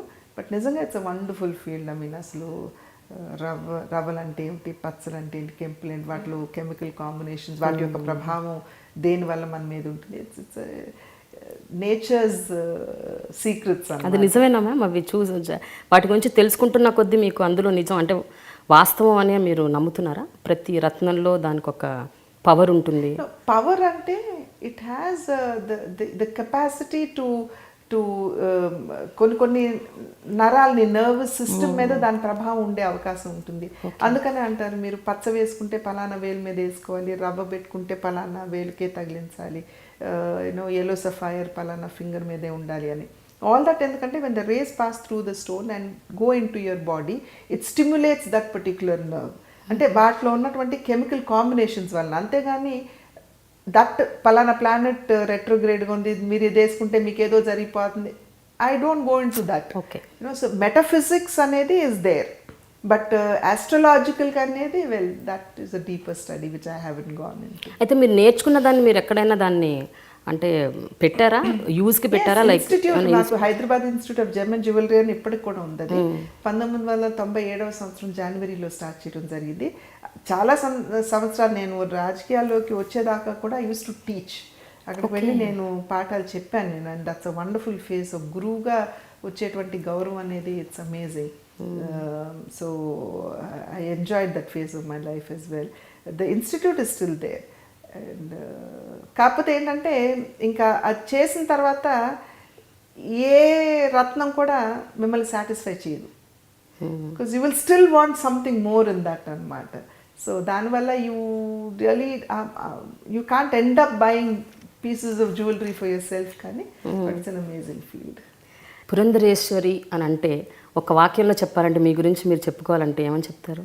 A woman? Yeah. I think that speaks all. Okay. Multitasking in woman anedi I think is which every woman has to. So I'm happy I'm a woman, and if I'm able to fulfill those responsibilities well, I think I should be blessed. So much. Thank you so much, Amma Prema. Yeah. Hello, I'm Purandeswari and you're watching I Dream Media. Please watch my interview on Dialogue with Prema.